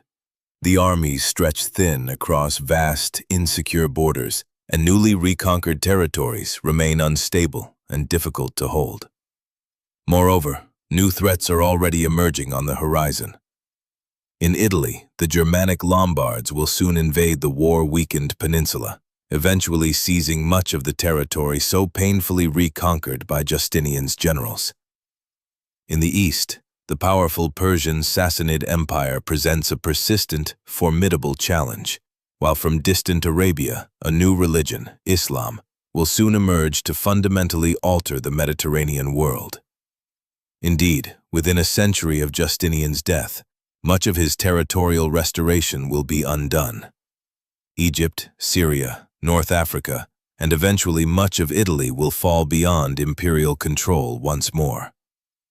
Yet his legal and architectural legacies, particularly the Corpus Juris Civilis and Hagia Sophia, will endure far longer and more profoundly than his ephemeral conquests. During Justinian's reign and the tumultuous period preceding it, you've observed another powerful force preserving Roman traditions while adapting them to new circumstances: the Christian Church. Once a persecuted minority religion, Christianity became Rome's official faith in the late 4th century under Emperor Theodosius I. By the time of the empire's collapse in the West, the Church had developed a sophisticated organizational structure that paralleled and often cooperated with imperial administration. As Roman political authority fragmented and dissolved in the 5th century, bishops often stepped into the resulting vacuum, assuming responsibilities for governance, justice, and public welfare in their cities.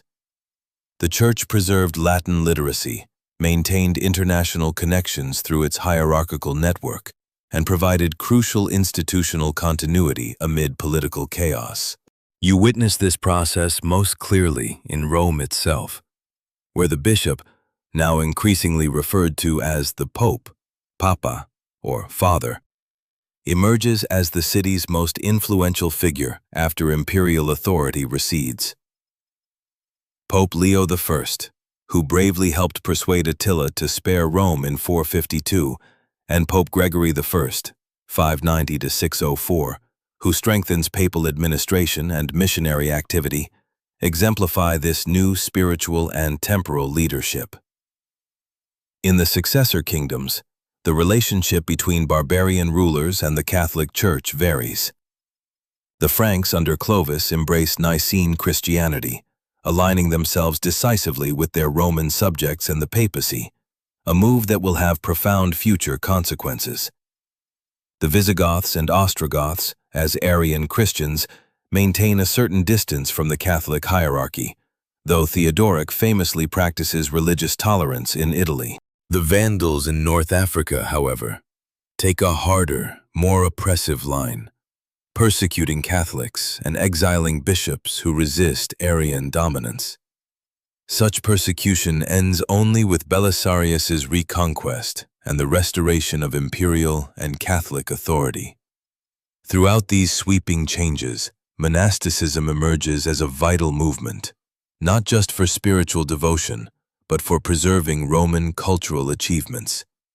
You visit Monte Cassino, where Benedict of Nursia establishes his monastery around 529, creating a transformative rule for monastic life that balances prayer, manual labor, and intellectual pursuits. In these monastic communities, ancient texts are preserved and painstakingly copied. Classical learning is maintained and transmitted, and a new synthesis of Roman and Christian culture is developed. Without the monks, much of ancient wisdom would have perished. A scholarly abbot tells you, his face serene, as he proudly shows you the monastery's growing library of carefully copied manuscripts. Here we preserve Virgil and Cicero alongside Scripture and the Church Fathers.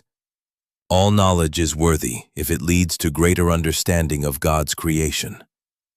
This preservation of classical learning takes different forms across the former empire.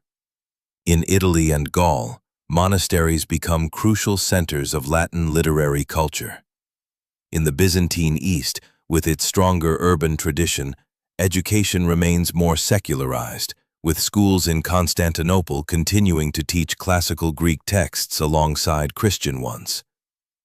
The role of Christianity in preserving Roman civilization is complex. While the Church maintains many Roman institutional practices and intellectual traditions, it also transforms them according to Christian priorities. Classical temples become churches. Pagan festivals are repurposed as Christian holy days, and Roman administrative districts become ecclesiastical dioceses. By the late 6th century, as you conclude your extraordinary journey through this transformative period, the Mediterranean world has changed profoundly from the unified Roman Empire of centuries past. Political fragmentation is the new, undeniable reality, with the Byzantine Empire controlling the Eastern Mediterranean and a patchwork of Germanic kingdoms dominating the West. Latin remains a language of law, administration, and religion in the West, while Greek predominates in the East. Christianity provides a crucial cultural continuity across political boundaries, though theological divisions between East and West are already becoming apparent. Trade has diminished, but continues along established routes. Urban life has contracted but survives, especially in the Eastern Mediterranean. Most significantly, the very idea of the Roman Empire as the universal political order has been replaced by more complex arrangements of power and authority. The Byzantine emperors still claim universal sovereignty, but control only part of the old imperial territory. The Germanic kings rule as independent monarchs, but often acknowledge a theoretical imperial preeminence. The Church, particularly the papacy, increasingly asserts a spiritual authority that transcends secular boundaries. In this new world, different regions follow divergent paths. The Byzantine East maintains more direct continuity with Roman imperial traditions, preserving a sophisticated urban civilization with centralized administration and substantial commercial activity. North Africa, once reconquered by Justinian, will soon face the dramatically new influence of Arab Islamic conquest.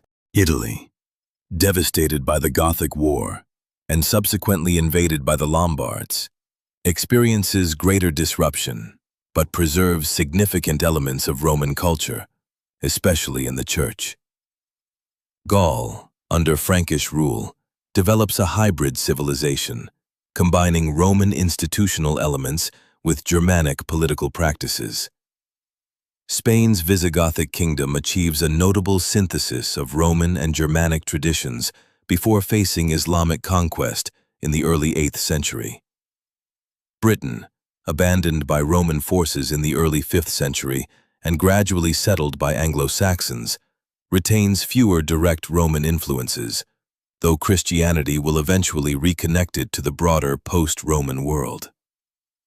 Your journey through the fall of Rome and its aftermath has shown you that this was not simply a story of decline and catastrophe, but rather one of transformation, adaptation, and profound continuity amid change.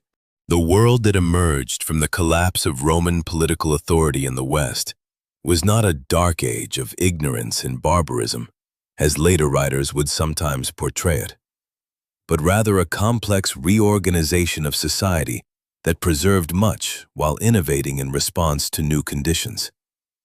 As you visit Rome one last time, now a Byzantine outpost, much diminished from its imperial glory, but still revered as an apostolic see and a repository of ancient monuments, you reflect on the profound lessons of this historical transition.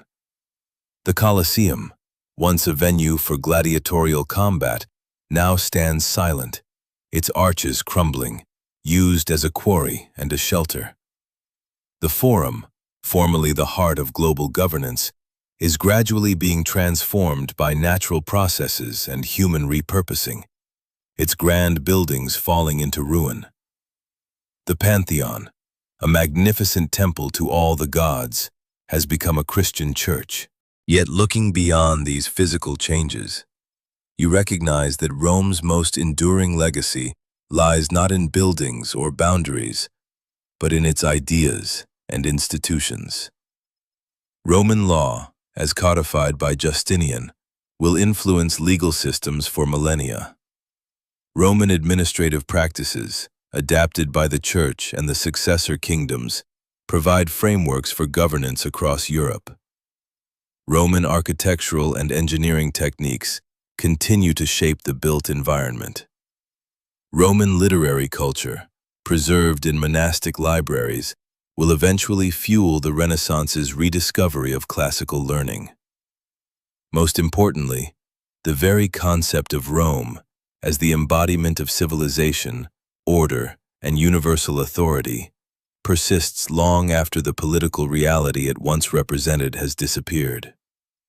For centuries to come, rulers as diverse as Charlemagne, Otto the Great, and the Byzantine emperors will claim the mantle of Rome, seeking legitimacy in its ancient prestige. In the early medieval imagination, Rome never truly falls. It transforms, sleeps, or transfers its authority to new hands. The idea of the eternal city and the universal empire it once ruled remains a powerful inspiration and aspiration, influencing politics, religion, and culture long after the last Western emperor surrendered his insignia to Odoacer. As you prepare to conclude your journey through this pivotal period of history, you recall the profound words of that elderly Roman senator who told you that Rome didn't fall in a day. Indeed, what you've witnessed is not so much a fall as a gradual metamorphosis, the classical world slowly becoming medieval, with Roman elements recombined with Germanic, Christian, and Byzantine influences to create the very foundations of European civilization. The sun sets over the 7 hills of Rome, casting long, ethereal shadows across ancient monuments and newer Christian churches. In the gathering darkness, you can almost see the ghostly outlines of the different realms that have existed on this sacred site.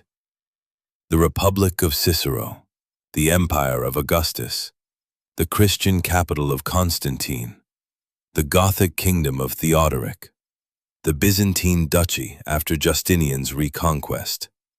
All these iterations of Rome have contributed to the complex, multi-layered legacy that will shape the centuries to come. As stars appear in the twilight sky, you realize that while empires may rise and fall, their influence endures in ways both obvious and subtle.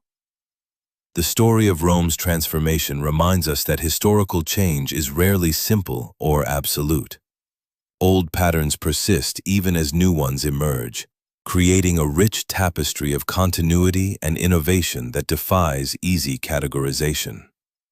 Imagine we're now sitting in a beautiful, serene garden in 6th century Ravenna, that marshy city that served as the Western imperial capital and later as the Ostrogothic court. It's evening, and soft lanterns illuminate intricate mosaics depicting emperors, Christ, and saints in glittering gold and rich, vibrant colors. These very images represent the profound blending of Roman imperial tradition with Christian faith and Germanic rule that so powerfully characterizes this transitional era. As we admire these artistic treasures, let's consider a fundamental and enduring question. Why did the Western Roman Empire truly fall?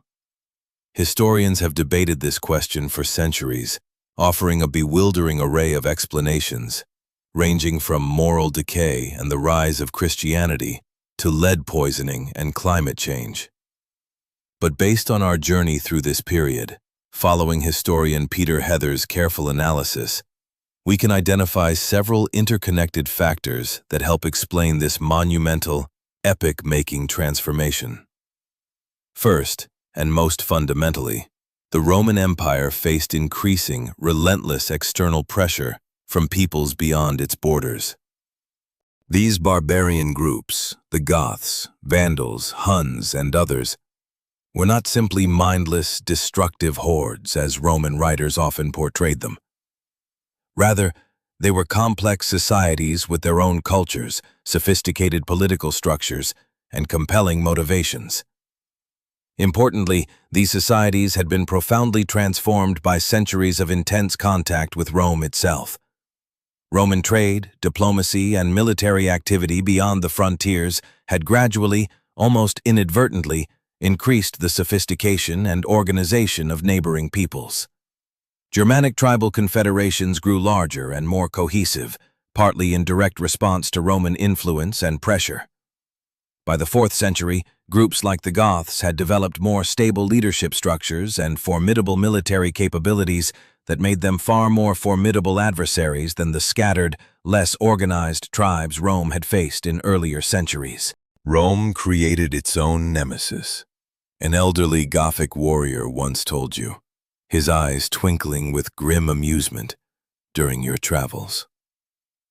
By teaching us Roman ways, by trading with us, by playing one tribe against another, the empire made us stronger, more united, more Roman in our thinking.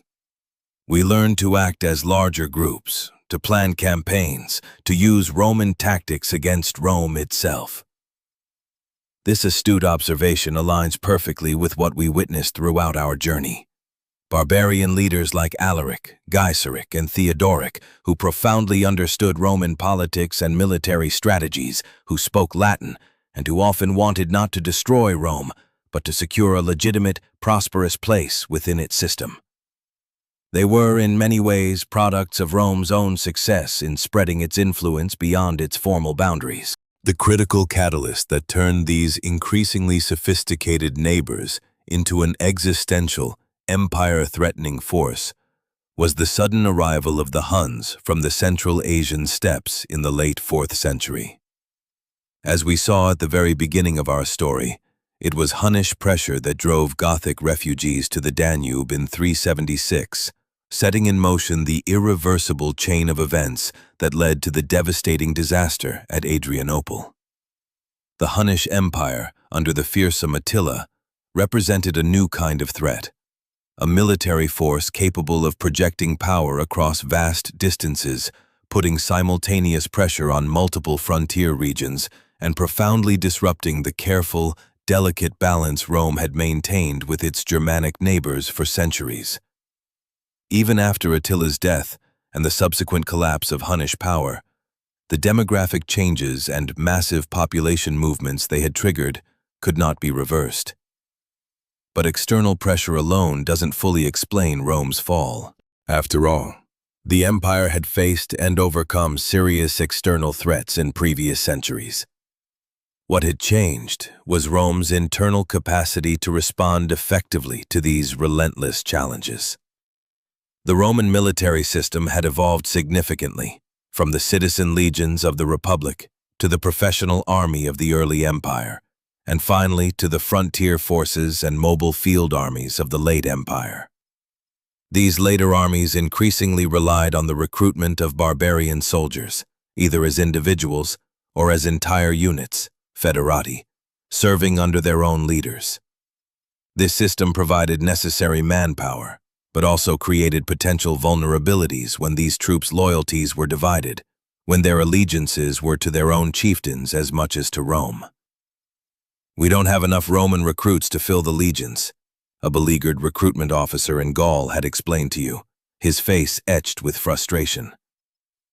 The old military traditions have faded. Wealthy families buy exemptions for their sons. Provincial landowners hide potential recruits to keep them working the fields. So we turn to the barbarians. They make good soldiers, and serving in the Roman army offers them opportunities they couldn't find at home. This growing dependence on barbarian troops became particularly problematic as the empire's financial resources diminished. The catastrophic loss of wealthy provinces to barbarian control, particularly North Africa to the Vandals in 439, deprived the Western Empire of crucial tax revenue desperately needed to maintain its military forces and pay its barbarian allies. This created a spiraling downward cycle. Reduced resources led to military weakness, which led to further territorial losses, which further reduced resources. Political instability profoundly compounded these challenges. The Western Empire experienced frequent usurpations, civil wars, and assassinations throughout the 5th century. These internal conflicts often took precedence over external threats, with rival Roman factions sometimes even allying with barbarian groups against their domestic enemies. A self-destructive tendency. We witnessed a prime example of this when Emperor Valentinian III, driven by paranoia, assassinated his most capable general, Aetius, in 454, removing the Western Empire's most effective military leader, just a year after Attila's death had relieved the Hunnish pressure. Valentinian's own assassination 6 months later plunged the empire into yet another succession crisis, further weakening its already fragile ability to address barbarian incursions. The Eastern Empire, centered on Constantinople, faced many of the same pressures but, crucially, survived and evolved into what we now call the Byzantine Empire. Several factors explain this divergence. The East had greater financial resources, a more defensible geography, particularly Constantinople itself with its formidable walls, and experienced somewhat less continuous, overwhelming barbarian pressure than the West. It also benefited from more stable imperial succession and maintained more effective control of its military forces. As we've seen throughout our journey, the fall of Rome was not a single instantaneous event, but a complex, multifaceted process extending over more than a century. It involved not just military defeat, but also political accommodation, profound cultural exchange, and gradual institutional transformation. The barbarian kingdoms that replaced direct imperial rule in the West were not purely foreign impositions, but hybrid creations that combined Germanic leadership with Roman administrative practices, law, and culture. This brings us to another important insight. Many aspects of Roman civilization outlasted the political structure of the empire itself. Latin remained the language of administration, education, and religion throughout the former Western provinces. Roman law continued to influence legal systems across Europe, a durable legacy. The Catholic Church preserved and adapted Roman organizational structures. Roman architectural and engineering techniques remained in use, though often on a reduced scale. Even the very idea of the Roman Empire as a universal civilizing power persisted long after the political reality it represented had changed beyond recognition. For centuries, rulers from Charlemagne to the Byzantine emperors would claim to be the true heirs of Rome, seeking legitimacy in its ancient prestige. During our journey, we've also observed how Christianity's rise profoundly intersected with Rome's transformation. The empire's adoption of Christianity as its official religion under Emperor Theodosius I in the late 4th century came just as barbarian pressures were intensifying. This timing has led some observers to blame Christianity for weakening Rome's traditional martial virtues or diverting resources from military to religious purposes. However, the relationship between Christianity and Rome's fall is far more complex and nuanced. The new faith actually provided crucial institutional continuity during political disruption, with bishops often assuming civic leadership roles as imperial authority receded. Monasteries preserved classical learning while developing new educational traditions. The Church's hierarchical structure, modeled partly on imperial administration, maintained connections across increasingly fragmented political boundaries.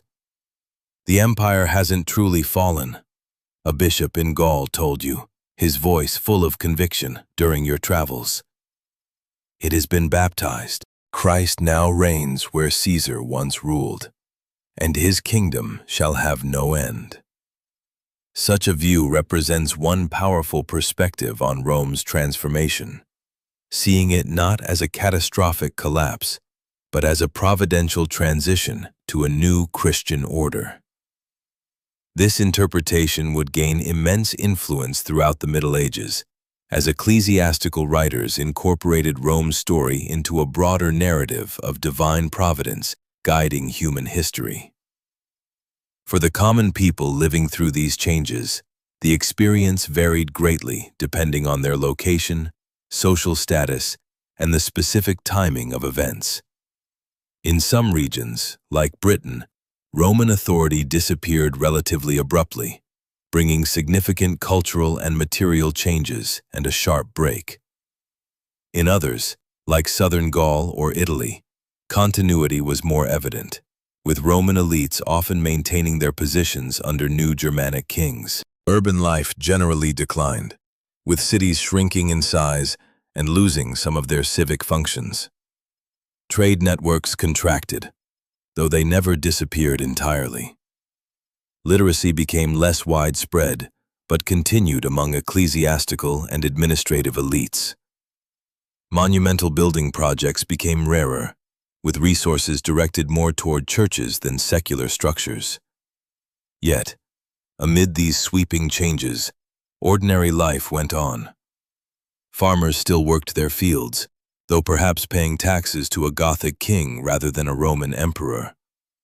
Artisans still practiced their crafts, though markets might be more localized. Children were still born, people married, grew old, and died. The fundamental rhythms of human existence continuing regardless of who claimed sovereignty.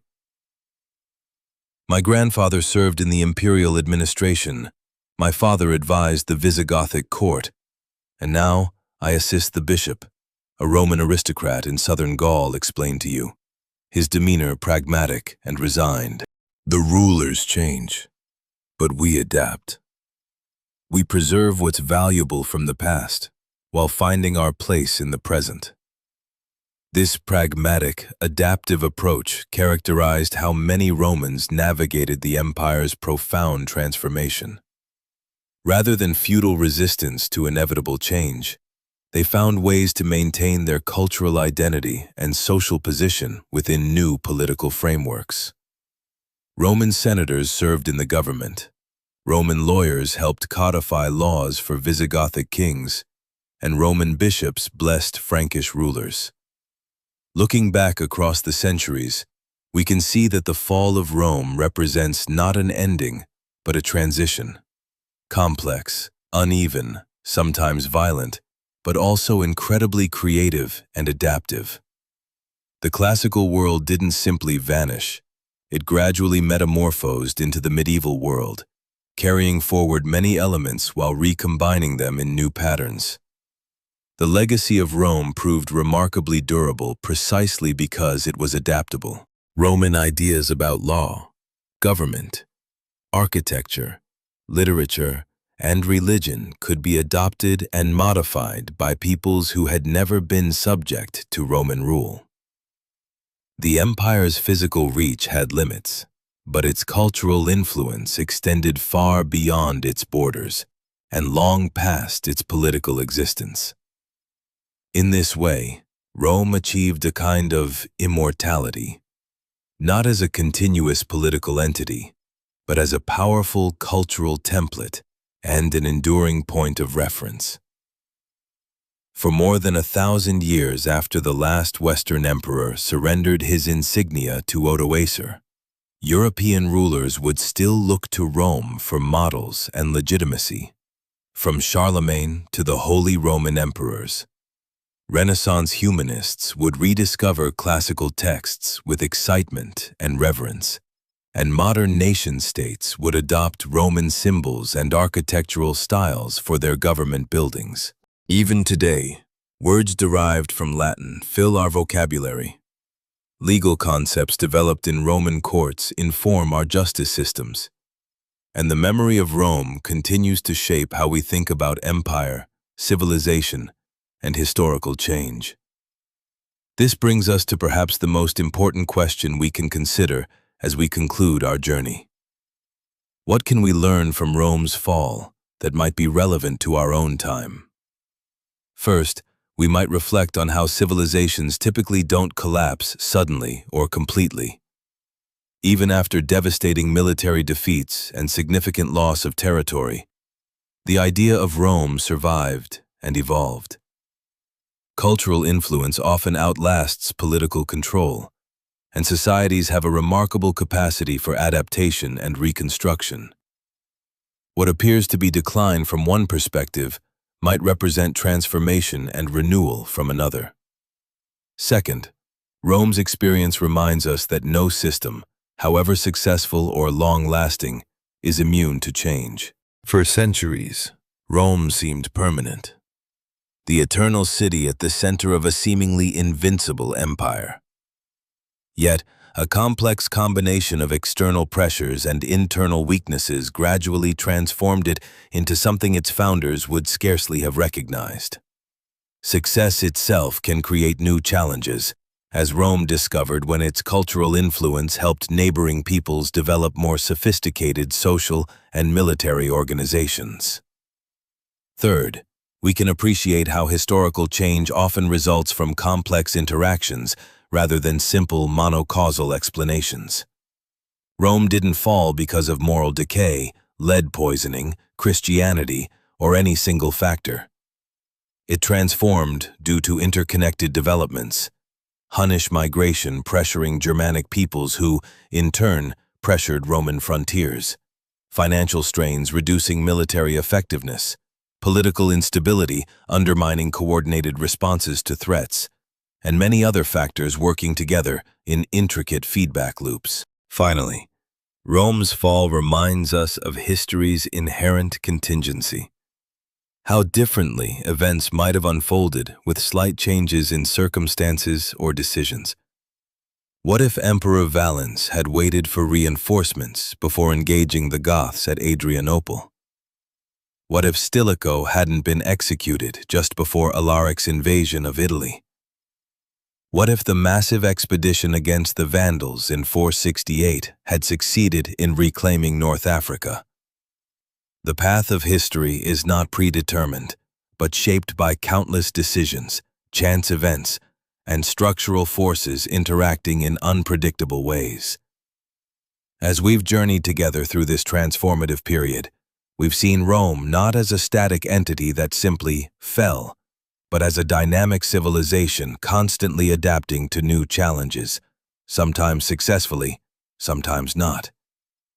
The end of the Western Roman Empire didn't mean the end of Roman influence or the onset of a dark age of complete barbarism. Rather, it marked the beginning of new cultural syntheses and political arrangements that would eventually evolve into medieval European civilization. Our imaginary garden in Ravenna, where we began tonight's reflection, perfectly symbolizes this continuity amid change. The mosaics surrounding us blend classical Roman artistic techniques with Christian subject matter, often under the patronage of Germanic rulers. The very buildings here, some converted from Roman structures, others newly built but incorporating Roman elements, embody the creative adaptation that characterized this transitional era. As the evening deepens and stars appear above our garden, consider how the story of Rome's transformation offers a more nuanced understanding of historical change than simplistic narratives of rise and fall. Civilizations rarely vanish completely, they evolve, their elements recombining in new patterns, their legacies continuing to influence subsequent societies in ways both obvious and subtle. Rome's greatest achievement may not have been its conquest of the Mediterranean world, but rather the cultural template it created, flexible enough to be adopted and adapted by peoples from Britain to Mesopotamia, resilient enough to survive the empire's political fragmentation. In this sense, Rome never truly fell. Its flame was passed to new torchbearers who carried it forward in different forms. As we conclude our journey through this pivotal period in human history, take with you not just the dramatic events and colorful characters we've encountered, but also a deeper appreciation for history's complexity. The fall of Rome teaches us that historical change is rarely simple, sudden, or absolute. It's a gradual process of transformation, adaptation, and continuity amid disruption. Perhaps as you drift towards sleep, you'll dream of those ancient Romans and their barbarian neighbors. Not as figures from a distant, alien past, but as people much like ourselves, facing uncertainty, navigating change, preserving what they valued while adapting to new realities. Their world became ours through countless small transitions, each barely perceptible in isolation, but revolutionary in their cumulative effect. And who knows, 1,000 years from now, people might look back on our time with similar curiosity, wondering how our civilization changed and what elements of it persisted through transformations we cannot yet imagine. The study of history reminds us that we, too, are part of an unfolding story, one in which the past is never entirely gone, and the present is always becoming the past for future generations. Good night, and may the wisdom of history guide your dreams. As the gentle breeze whispers secrets through the leaves on nights like these, bathed in the soft, ethereal luminescence of the moon, our minds invariably turn to the grand narratives of human existence. We are drawn into the gravitational pull of legendary romances that defied time and tragedy, tales of passion and devotion that have woven themselves into the very fabric of mythology and folklore. Simultaneously, we contemplate the monumental sagas of valor and conquest, the epic battles fought under these same silent heavens, and the transformative deeds that sculpted civilizations and forged the destinies of nations.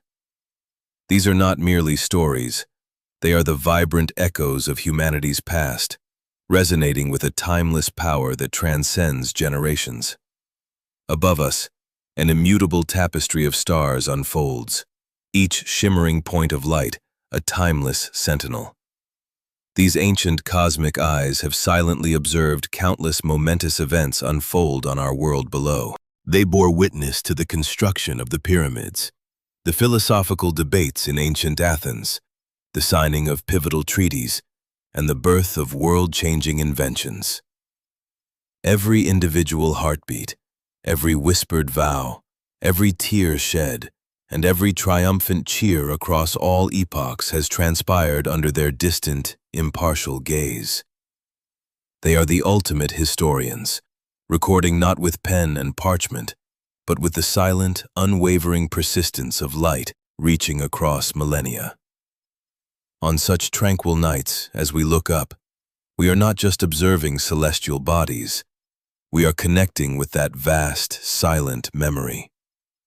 We become part of the unfolding story that these eternal witnesses have been chronicling since the dawn of time, understanding that our own present moments, too, are becoming part of this cosmic archive, destined to be observed by future stargazers, a testament to the enduring, interwoven tapestry of human history and the universe.